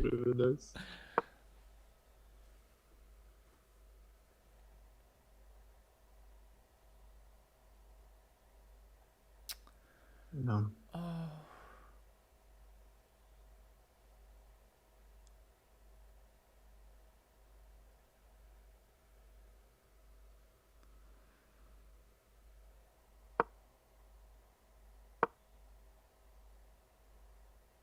Man, Harika's on a mission.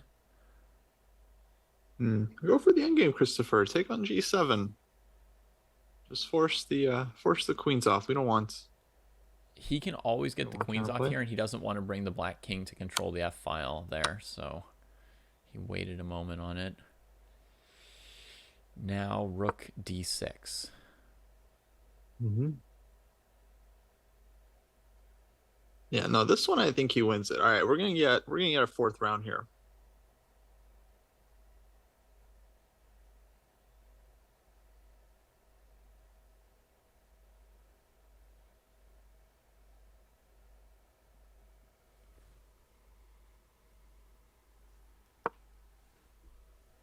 What? What was that? That was the least predictable move of the century. King h8? Definitely surprising. Oh, my word. Oh, it's got to be winning now. Ooh, we've got an a-pawn. I do like a good a-pawn. Yeah, a pawn's very strong. Okay, this is winning for white. You're right. Yeah. Yeah, he'll get this one, which I think is good. It's unfortunate when they don't make it to the fourth round because then there's like an extended break before the next match. It's like Is that the reason? it's just awkward, you know. It's like, all right, we'll have a final. We'll have a final four game, but it'll be tough because they'll just need one draw. I don't I don't remember. Has there ever been a 4-0? I feel like there might have been Yes, once or something. there Like has. there has. It's happened to us. Haven't oh It no. has happened to us. You did it, Chris. You did it. You pulled out a game. All Oh right, my god. that's good. That's good. That was an No, epic game. That was so hard. Every so point hard. counts. Yeah, every point is important because this isn't the last match for us, right? So it's just like, even if we lose, the more points we can score, the better for the team. Yeah, Gotham Knights went 4-0 against Shanghai. I saw that, but they weren't coming back. They were winning. Actually They were they were already crushing that match. So it's a lot easier, I think, to go 4-0 when you're crushing it. I think we were once up 8-4 against the Minnesota team, and they 4-0'd us in the last round Oh, dang. to tie the match. Oh, brutal. Yeah. Oh, Chess Bros lost 4-0 to Yogis. Oh, week 1, yeah.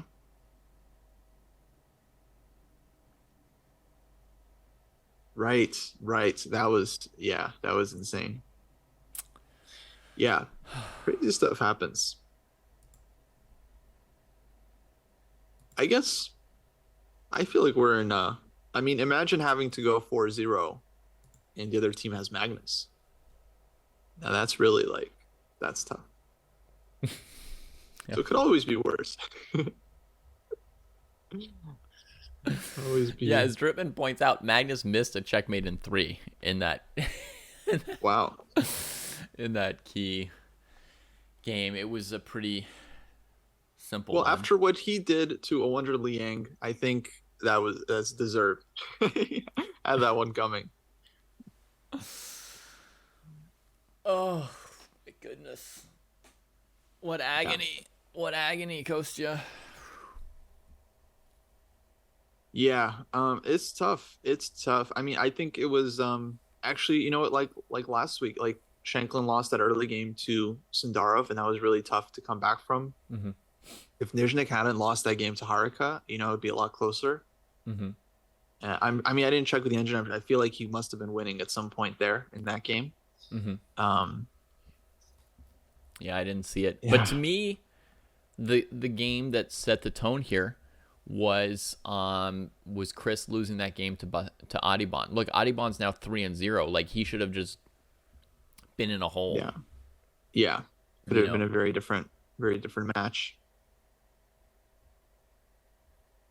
His confidence would have been shaken instead of Chris's. I mean, that game that Chris lost in the second round against Arjun was also shocking. I mean, I think he had a crushing position, and let's say he'd won the first game, maybe he would have been more confident to win that game. He started chasing around a queen trade instead of trying to kill his opponent. And a queen trade was the only thing that could save Arjun there. as it turned out. So, I mean, we could have Chris 3-0 instead of Adibon at this point. That's how things are supposed to go. Yeah.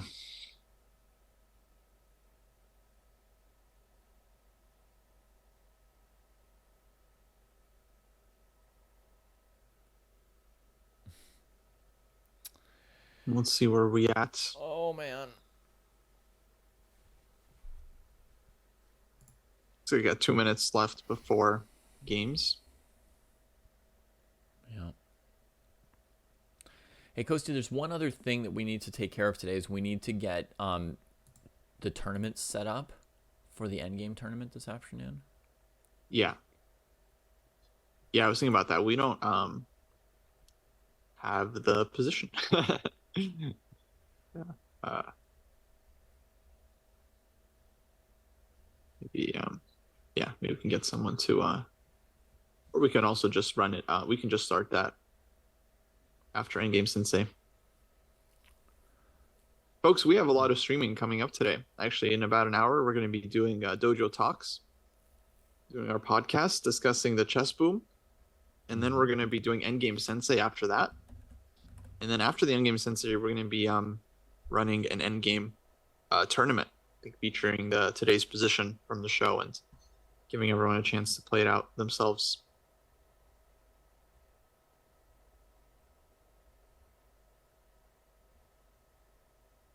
So, yeah, rough work day for us. Fun streaming day for you guys. Yeah. Oh, God.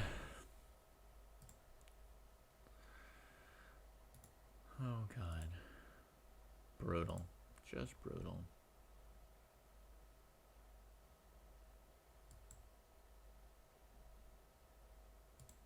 Yeah. Just brutal. But it's good that we get to play the fourth round.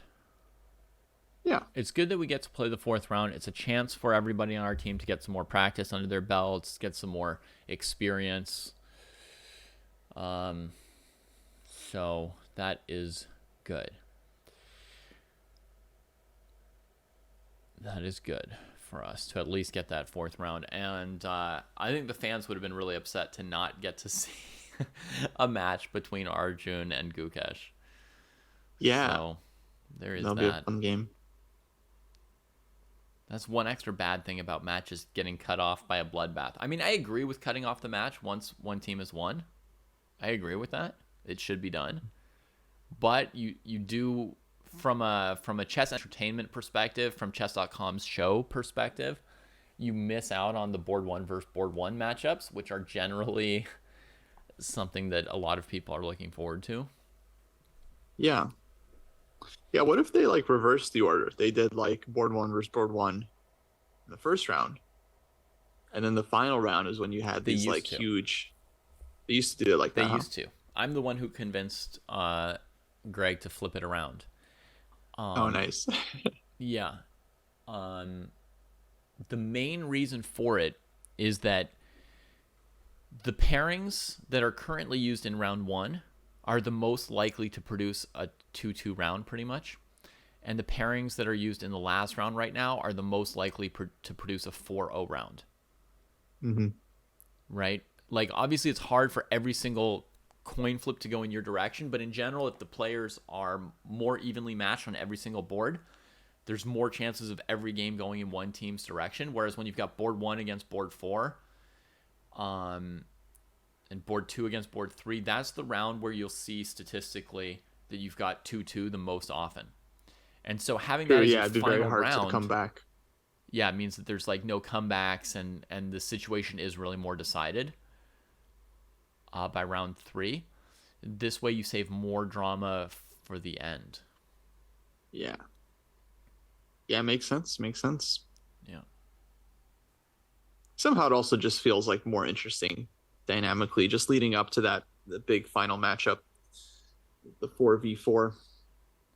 And who Yeah, knows? yeah, We definitely. It's also 4-0. like that's It's a like you're tiebreak. matched up with your opponent, right? It's like now you're all playing one on one, guarding your woman or man on the court. Yeah, exactly. Okay, so everyone has to win. Christopher, you with black, Sabina with black, Gukesh and Ilya with white. Everyone's got to win. Yeah, So, at least it makes things easy. No one's going to be worried like, oh, do I need to take a draw here?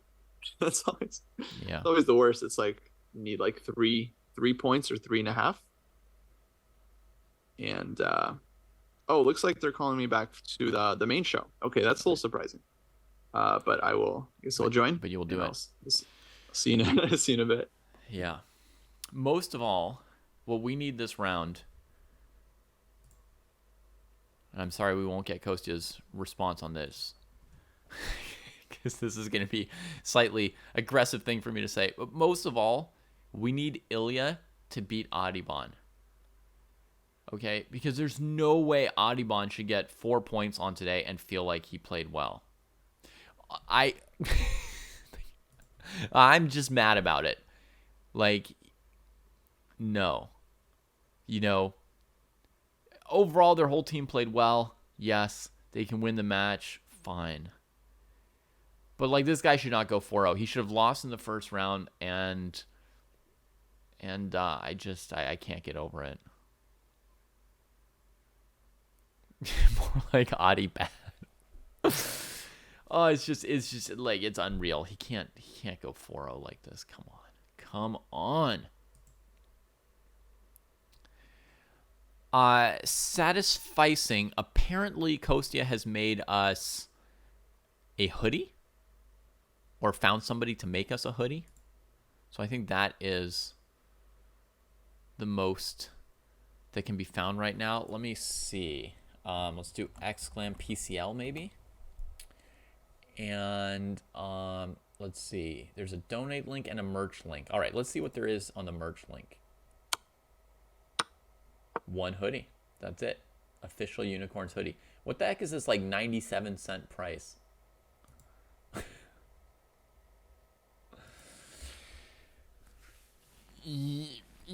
I suppose so. I don't think there's a huge difference between the 1-2 and 2-1 teams at this point. We always get paired up based on our average rating to like one of the higher rated teams in whatever bracket we're in. So we really needed to win this match today. That was my own opinion. Our playoff hopes are going to be really dimmed by losing today. I feel like if we won today, we would have had maybe a 70% chance to get to the playoffs, and if we lose, we've got maybe a 30% chance. So it's a big deal. It's a big deal to me. I really wanted this match. Don't know what to say. I'm sad. But okay, I got to pick it up for my players. They're picking it up, so they need to all play their best. I hope for them to all play their best in this round. Let's have a good round. What's going on here? Bishop d6 and this? Wow. Queen plunks. He's going to give his bishop if knight c6 gets played, I guess. Oh, hey, never mind. 8 teams make the playoffs. Kostya's back. Hiding behind the I saw a TV message that was like, "Oh, jump in," but it was from before. I was like, "Oh." Okay. It was a surprise. Yeah, so I'm back. Yeah, I thought it was weird that they would ask me to come back when it was 8. Oh, shoot. How's the match going? Well, Gauche has this like line where I think you can almost just repeat with white. Oh yeah. You can go like bishop c1, and if bishop e7, you go bishop h6. Oh yeah, this is super dance annoying around Black's actually. bishop, right? Dang. All right, he trades. He's a pal. He's a pal. Yeah. White's position's pretty decent anyway. I like that. Yeah, you're 4-0. You guys don't need to. Though that would have been smart. Just force a draw with white. I mean, I would do it.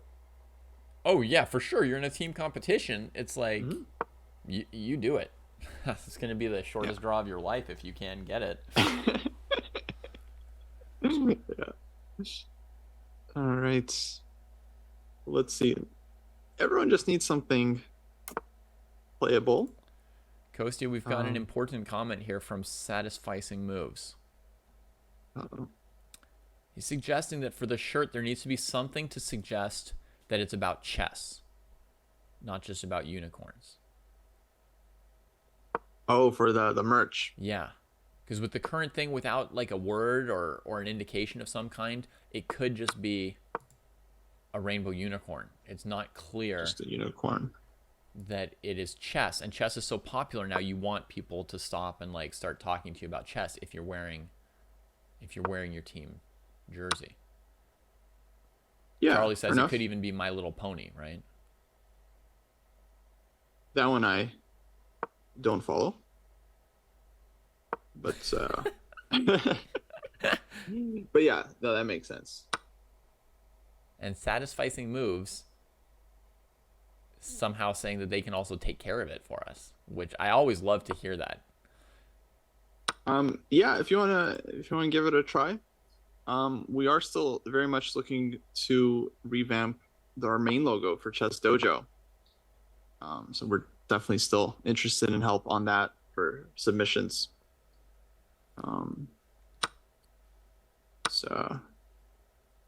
But yeah, that'd be cool. Yeah, send me a message on Discord if you can. We'll link up. On Discord, Kostya is Hello Kostya. Yeah.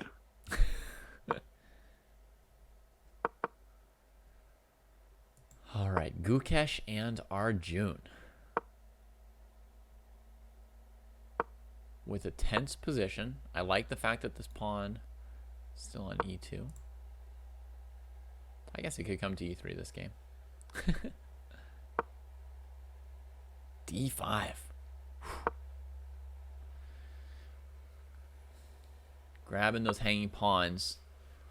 Spoiling for a fight. So if white just trades and plays rook c1, then e2 is hanging. That's annoying. If white doesn't take on d5, Arjun wants to play d4. Like, he probably wants to. For sure. Yeah. He could still do it if he wanted. Yeah.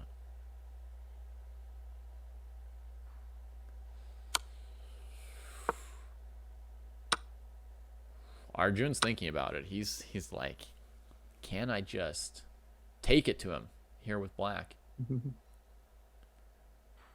No. Oh man. I would love to be seeing their player cams too right now. This is just like this is such an epic battle, these two players.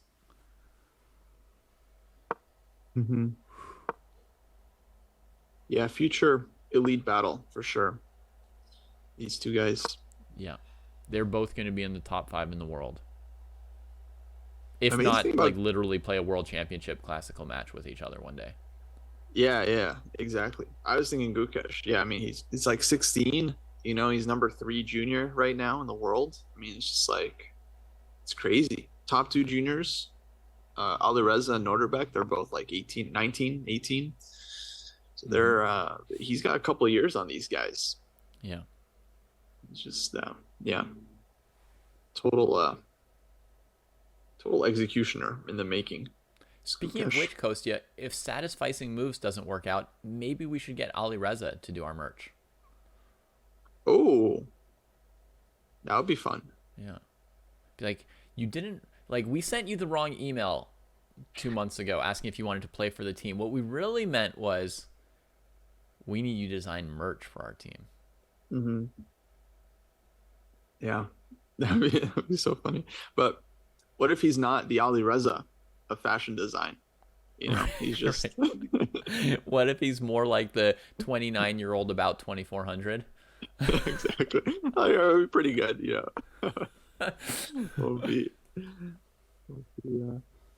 That'd be amazing.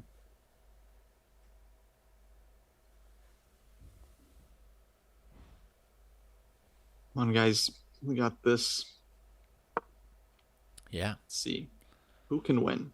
Let's just give them a heck of a match. Yikes. Yikes.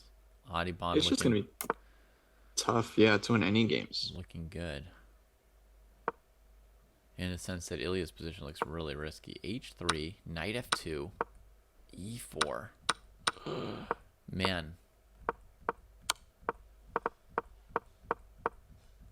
See, Adibon's so confident now. Oh! Yeah. Yeah, imagine Chris beats him. And he's like, oh, why do I play? You know, he's thinking about that game the whole match. Yeah. Yeah. Oof.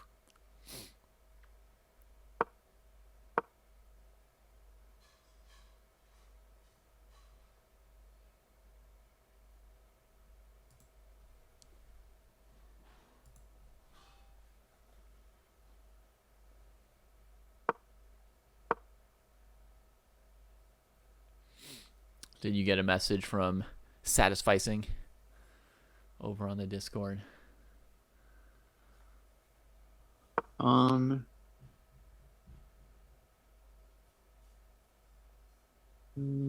not yet. You might have to send me a friend request or Jesse something. Oh, Kostya, I just found there's a thing that's called message requests. Have you seen those? Unfortunately, I discovered like 18 message requests that I'd never seen before. You mean on where? In Discord. Discord? Yeah, they were like messages that were like waiting to come in or something. And then I had to accept them all. Oh, weird. Oh, I see the friend request. Yeah, I just get friend requests and then people can send me messages. I don't have message requests. I'm used to seeing friend requests. I don't know what this message request thing was. They were all hidden there somewhere. Okay. Cool.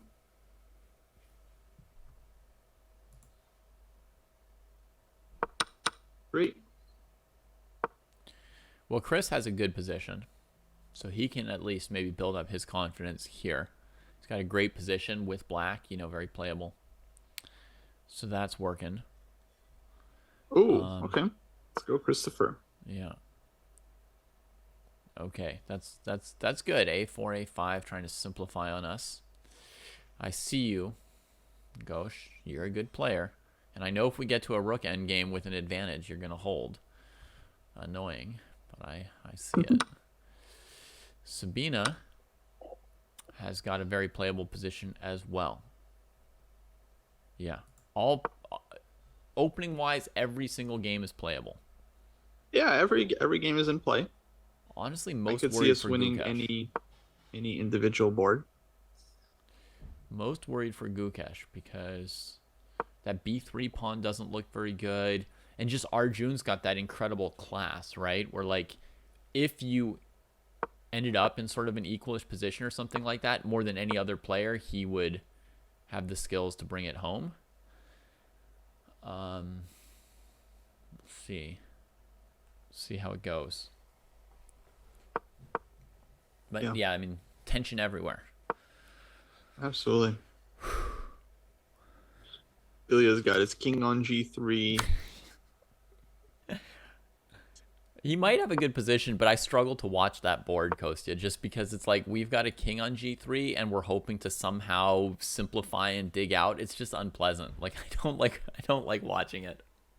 Yeah. Well, there's like this hidden truth about chess that is very hard to let's say use or take advantage of. But like sometimes you need to be worse before you can be better. You know? It's like this idea of provocation. Sometimes you got to get a worse position before you can somehow manage to squeeze it out. I think this last move was way too much provocation. Doesn't Adibon just have G5 here? Oh no, he's gonna sack on H7 and change the character of the game. Okay. Yeah. See, there we go. 1-0 like that, just like. Yeah. That's true. I wonder if that really is the. Takes and now this move. C4. It should still be good for black. I don't know. Okay, bishop C4 was played. 3 bishop E6. So still surviving for now. Yeah.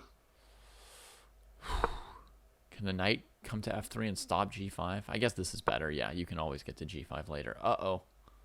Uh-oh. Alert, alert. Is there queen c5?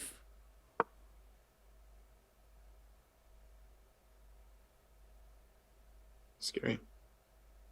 Queen c5, rook d8, king g7. What am I talking about? There's not queen c5.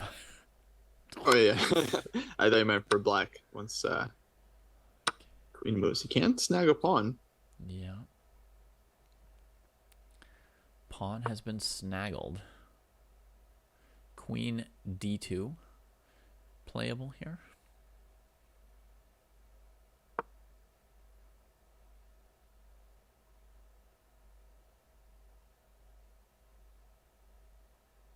But then after queen f2, I guess black doesn't quite get back both their pawns. They're still struggling to prove it.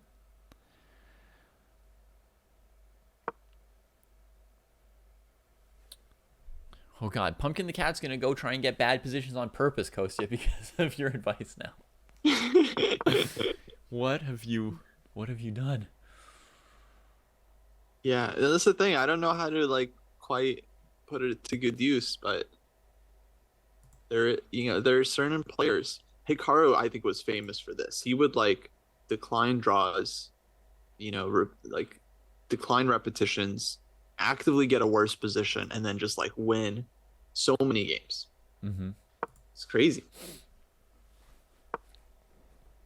All right. Long string of numbers claims that the Corns are winning on 3 boards, but I would say we just have 4 complicated positions. I don't see us winning or losing on any board yet. Yeah, I would say maybe we're better on some boards, but Maybe none of these results are guaranteed. Yeah. Knight d4. I feel like Ilya is definitely, his position is less painful to watch now. Yeah, someone without rooks, it's like less scary. You just get the queens off the board. I would finally justify this this king on g3, closer for the end game. Right. That queen's sort of trapped. She's weirdly like almost active, but almost terrible. No.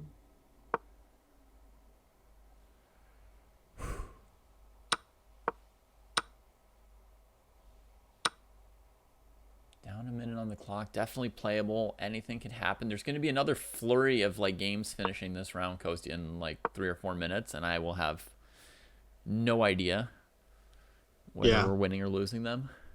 I mean, they stagger the games, which I think is a good idea, but like because there's still a lot of mismatch and the games are still, they don't stagger them too much. It's like 1 or 2 minutes at most.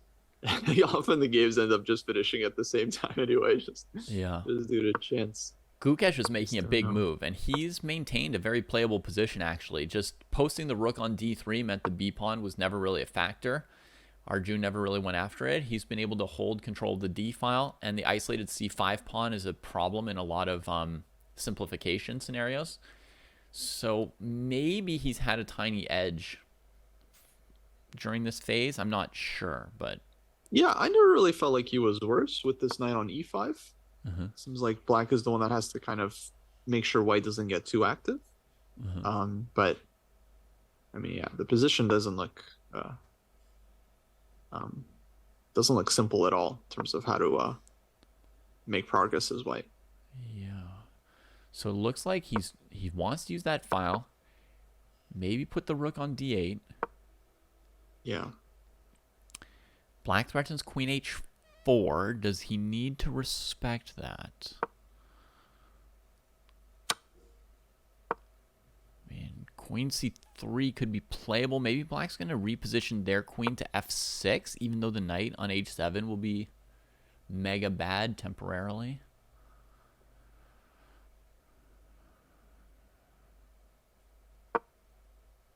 Yeah, just bring up the king. Cover the pawn. See what black has in mind. Is it queen f6 or just hanging around? Yeah, little Nizhny king here from Gukesh. Yeah. If we win this round, we can change our name to the California King G3s. Done. Done. Deal. Yeah, G5. I was wondering if he might want that. Trying to find some chinks in Gukesh's king position. That's what Arjun's doing here. Like, he's been a little bit passive in this game, right? But he's saying white does have one less pawn around the king. If I can open up a little something, then maybe there will be some shots against the white king. Tactical something. Yeah. Pokes the knight. This is okay. I mean, this queen on f6, it's like black's knight on h7 is kind of buried now. Maybe white just goes queen e3. Yeah, black plays knight f8, I assume. If he'd gone knight d7, there would have maybe been queen a1 would have been the answer. Possibly, yeah. I was thinking also maybe just repeats like queen e7, but yeah, maybe queen a1. Also, just annoying counterplay. A5. So a5. Okay. I don't think we worry too much about that. Continue on about our business, maybe here. Yeah. But what is our business? Knight d7. Now it's got to be queen a1 because there's queen e5 check. Mm-hmm. Knight d7, queen a1. But I think queen a1's pretty effective. Although our queen's covering the checks. Okay, we get it anyway. Oh, takes him to that endgame. Ooh, who's going to cover the c-pawn in the endgame? Yeah, or the a-pawn. Knight f8. Nice. Gukesh. Knight c6. Let's go. Let's go. Oh my goodness. All right, Gukesh, he's taking it.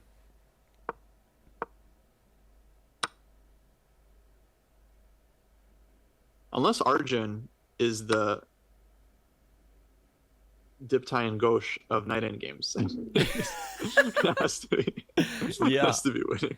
Well, here he does have a puzzle for Gukesh to solve, right? Because knight c6, king d6, and that knight can't get back to its side of the board. So it's like b4 or knight b7 are the big candidates here.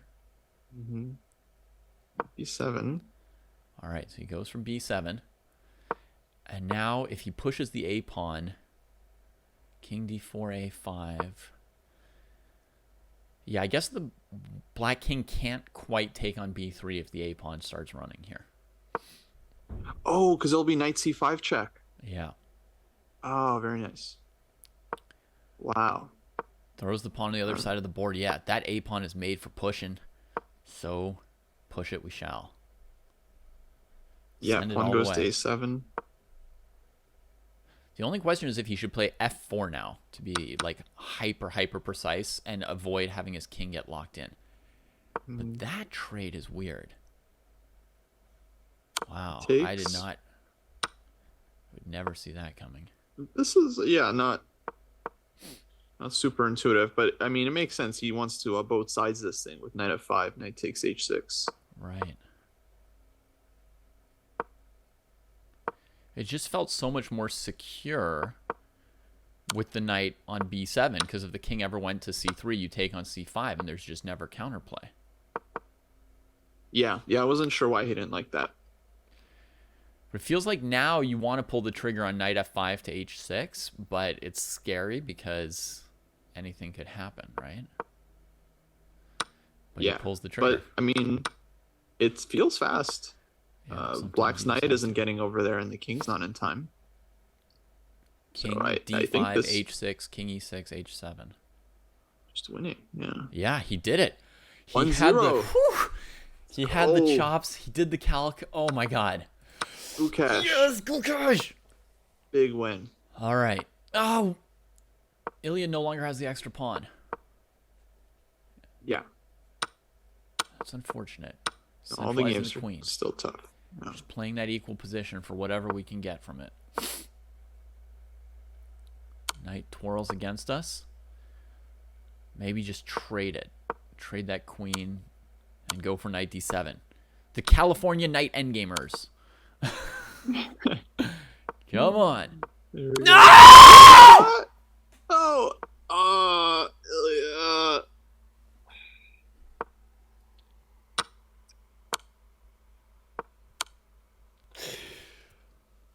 That was a dagger. That was a dagger. I'm okay. Damn. I'm okay. I'm okay.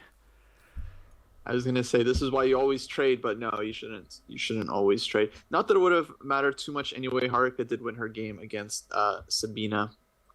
Though Sabina, I was watching that game. I mean, she definitely had her chances there. It wasn't one sided at all. It's yeah, unfortunate for Ilya. The whole match, we've been seeing these moments where one side like could trade queens and then they like keep the tension. Usually, it's very smart, but there's a couple of games like Christopher. He avoided the queen trade, against Ariban. Now this. Oh, God.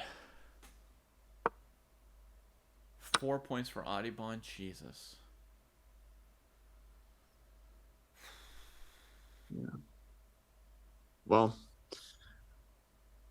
yeah, what can you do? Christopher, he's trying to at least win, but I think he's on the yeah, he's not on a good side of it. But he was probably yeah, it's over. He was probably pushing game. hard for the win. Good job, Chris. Tough one. Oh wait, he was black in that game. What's that? Oh, Chris was black. Yeah. Oh, he won that. Oh, well, yeah, Yeah. good job. Sorry, I thought it was white. Yeah. Oh man. So 2-2 final round. Nizhnik, of course, he was well, at least holding that, but Yeah. yeah, tough day for the Corns. Brutal. Oh my gosh, now they're going to interview Audubon and he'll be like, yeah, I played well today. No, you didn't! You got lucky!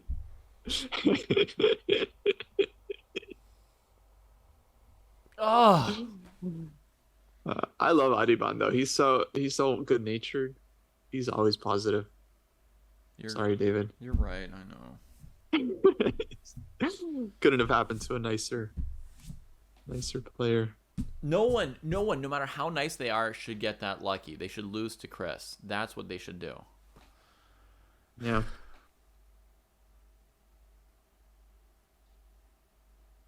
Yeah, Adiban OP. Yep. It's the story of the. At least I mean, but this one, I mean, their whole team played well. Like Haruka, she did well. Mm-hmm. She like won that huge game against Nizhnik. Ghosh, this guy, he put up some key points. Yep. It's like last week, it was just like it was such a bummer because it was just like Hikaru just carrying their whole team. It's like we just couldn't overcome. But it's like no, I mean they had a good team and their team showed up. Yeah, Chris must have played a really good game here in the last round. But really, Chris could have 4-0'd them. I mean, the positions he had.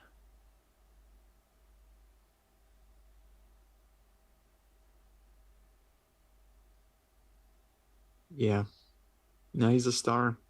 I don't think it was board 4 that made the difference. I mean, I don't think it was any one board, but It like was everything, right? I mean, they won Audubon. incrementally everywhere. Yeah, definitely the biggest difference is Audubon's 4 points against, Ilya's 1.5, if we're gonna go board by board. But I don't really see it like that. I mean, it's a team match. Everyone has to do well usually for the team to win. Right, because whatever points you scored, like to get his 4 points, he got them by playing, Ilya's teammates, right? So like, even if you beat the person on the same board as you in round 4, you can still score less points than them if they scored a bunch of points against your teammates. So it's really just everybody.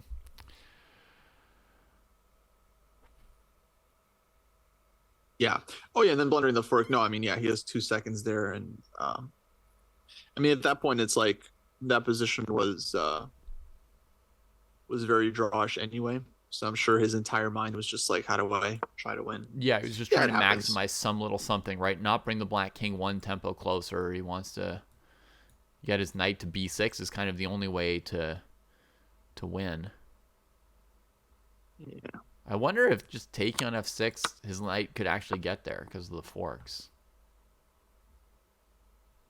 I guess black can throw this check, and then depending what you do, the knight has time to go defend. No, because it's with check on d7.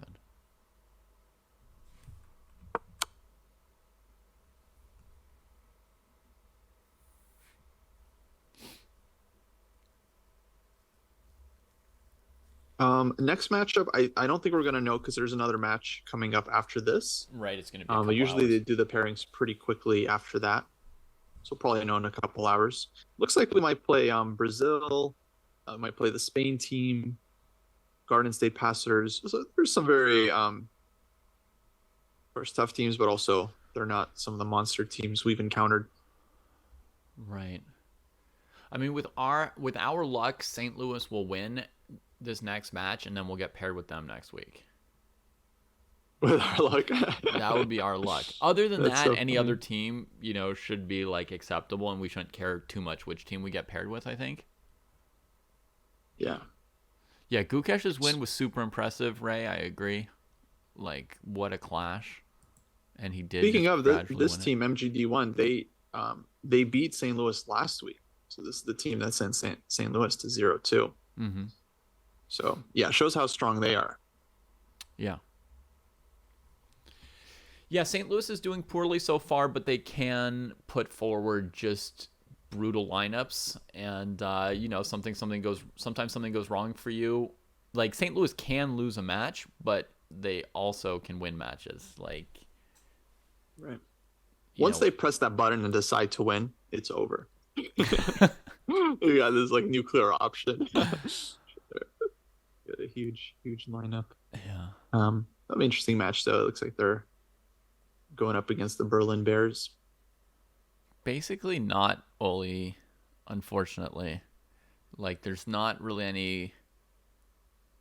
I would say, I mean, I don't mean to say anything negative about the league because I like the league, but like, I don't think there's anywhere good where you can go see which team has played which team and how much they scored and which players are doing better or worse, etc. Like, I don't think. I don't Yeah, think there's anything like that. The let's see. I mean, the closest thing might Mhm. be this events page here that we're at, and let's see. Like, if we click results, does it show us something? It gives us the standings at least of the teams. Um, it's interesting that they've got a draws column when there's no way to have a draw, and that they're using 2 points for a win. Then you've got the schedule, which tells you doesn't show you like the past matches. If I scroll down on Whoa, results, I can see the matches from previous, round by round results, not match results. That's David, check this out though, and this might be useful. yeah. There is a prochessleague.com that seems to be updated, actually. What? It Yeah. wasn't like last week, was it? Yeah, looks like Oh they my got our gosh, IC standings, they IC have a page schedule. now. They're on week 3. That's current. Okay, okay. Looks like a very nice website. So we got their website. Great. Thank goodness. Because at the start of the season, they weren't using this website. It just said like it started again. Go to chess.com events. You know? Yeah, The exactly. event is just too complicated to follow without a web page. Yeah, I know what you mean, Olier. Yeah, I don't currently follow LOL esports, but a couple of years ago I did, so I definitely understand the idea of what's needed here. And Big time. Yeah. in past seasons, the Pro Chess League had a very good website on which I could like click through and see the performance ratings of every players and like see like teams rosters, so I could figure out what their lineups would be there and which were their best teams players so far that season. And like I was crunching stats all the time, and it was really handy, and allowed me to sort of predict who are you going to face and what kind of team are they going to run and stuff like that, and who are the toughest opponents. But right now, like, I would have a hard time telling you who the best and worst teams in the league are, any better than just the standings suggest that the Yogis and the Knights are quite good. But beyond that, like, if you want to know which 2-1 team is better and which 1-2 team is better, I would find it hard to quickly provide much use on that. Yeah, all the teams are good. I mean, this is also just an extremely volatile league. I think people love to kind of like make conclusions and jump to reasons like, oh, this team has this player, or maybe this. But it's like there are 10+2 games, and a bunch of the games just go down to a bullet game. Essentially, it's like it's a very Yeah. very fast and violent league. Yeah, it's true. The time control's a little bit too fast. Maybe the league would be better as like a 15 plus 5 league or something like that. How did St. Yeah. Louis win a million years in a row? So to win this league a million years in a row requires more than one factor. There's not just a single factor for it. Um, Obviously, if they win 3 times, it's not just a coincidence, right? And with this many good teams, a lot of the times you have relative parity. There's always the rules always change, but there's always some kind of a rating cap. I think, Kostya, has there always been one? I think there's I always think been one. pretty much, yeah, they often switch it around. It always changes a Um, little bit, which means you have to sort of rejigger your team, which is nice and fresh, yeah. actually. But I don't think there's Might ever have been been one year. a year where they were allowed to play like a 2700 on board 4. I feel like I remember there was maybe one season where it was kind of just like anything goes. it's like it's like I don't, but I don't remember exactly. But yeah, the averages have been different, and they'll switch up the rules in terms of who counts as what. Though I think they've had this 2700 rule first for some time, Yeah. whereas any player above 2700 just counts as that for the rating cap. So one factor that St. Louis has in its favor is that they always have Fabi and other 2700s from St. Louis, right? Uh, Yeah,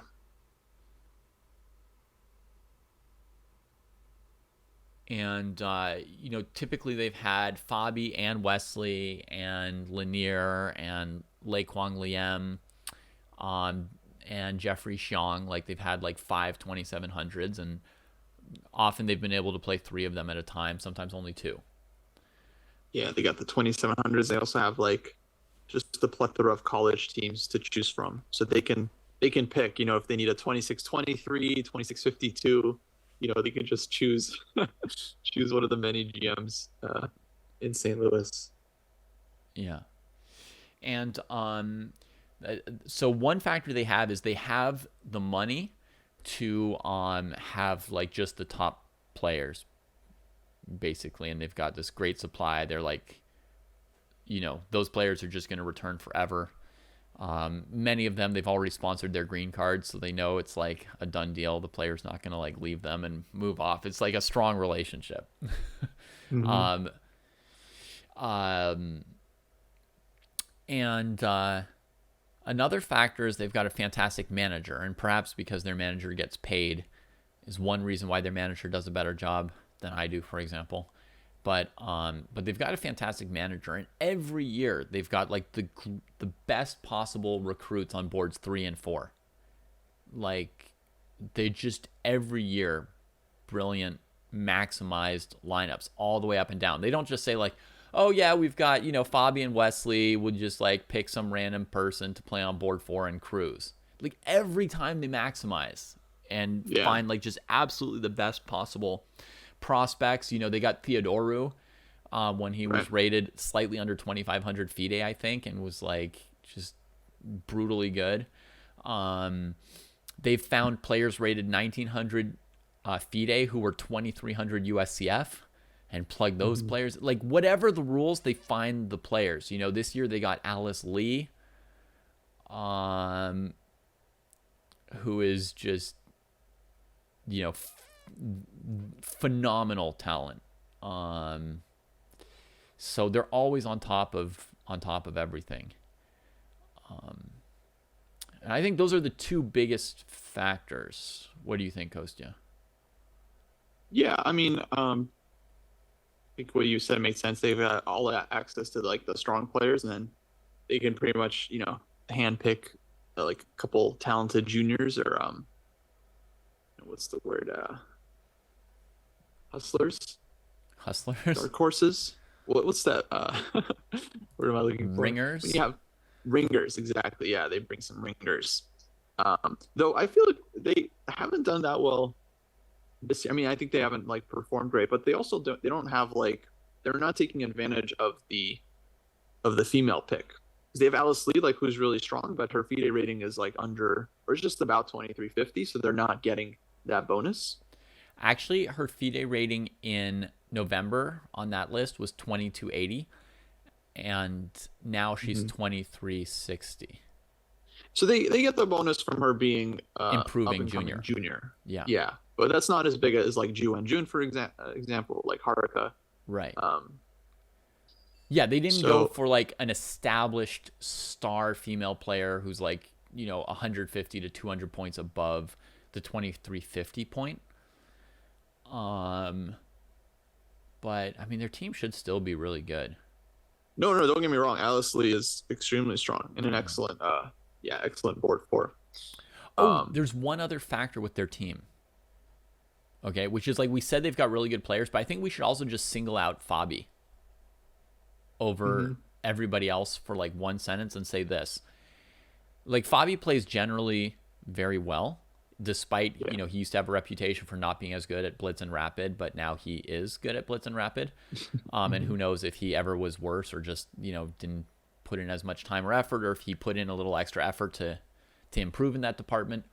But I recall that when Fabi goes to the playoffs, he plays even better than in the regular season. Like he just switches to a different mode. And so like for example, Fabi went 4-0 in the I think maybe even in the semis and the finals one year at the live event. And it's like it's one thing to go 4-0 at some point in a season, but by the time you're in the finals, you're playing like the best teams in the league. It's getting very, very hard to go 4-0. But I think, having played in world championships, when he plays a normal match, it may not like fully bring out everything he's got.